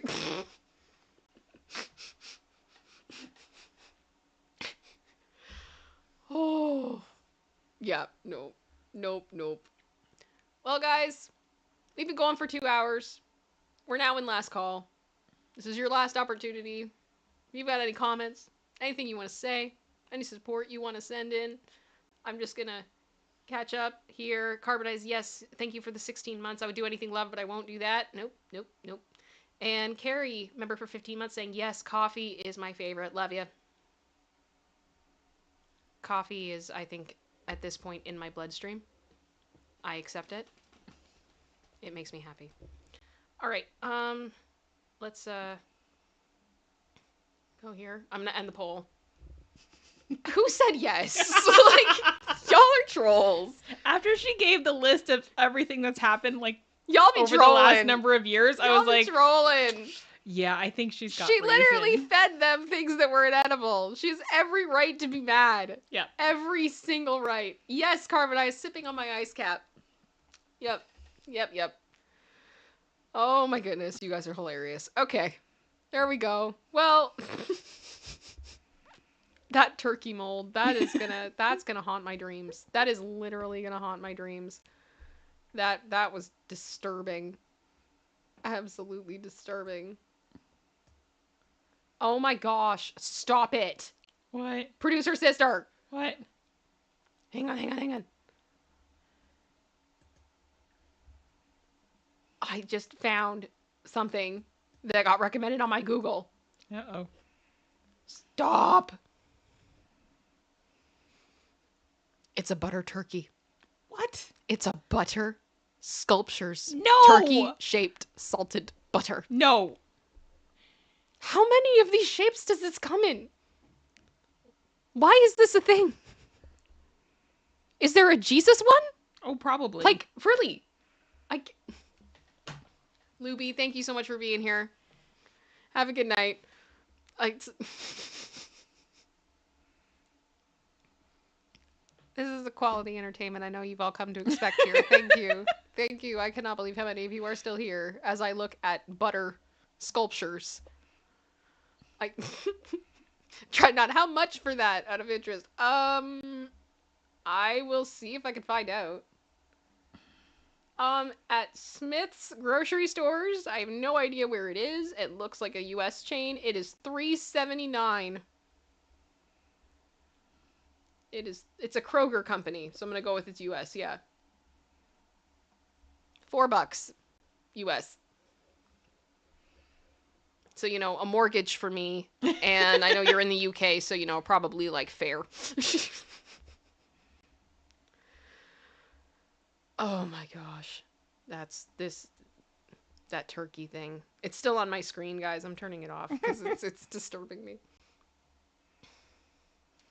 Oh, Wancho, stop it. There are butter sculpture contests? That does not surprise me. Oh, General Scott, maybe she had to use one ingredient she had around the house because she had. Are you ready, choir? Insufficient funds. You ain't got no money. Woo. Beautiful. Beautiful.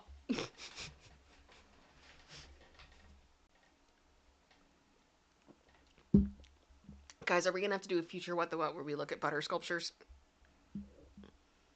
Is this gonna be a thing? I'm scared. I am afraid. Thank you, General Scott. I did see the first. You really wanted that insufficient funds.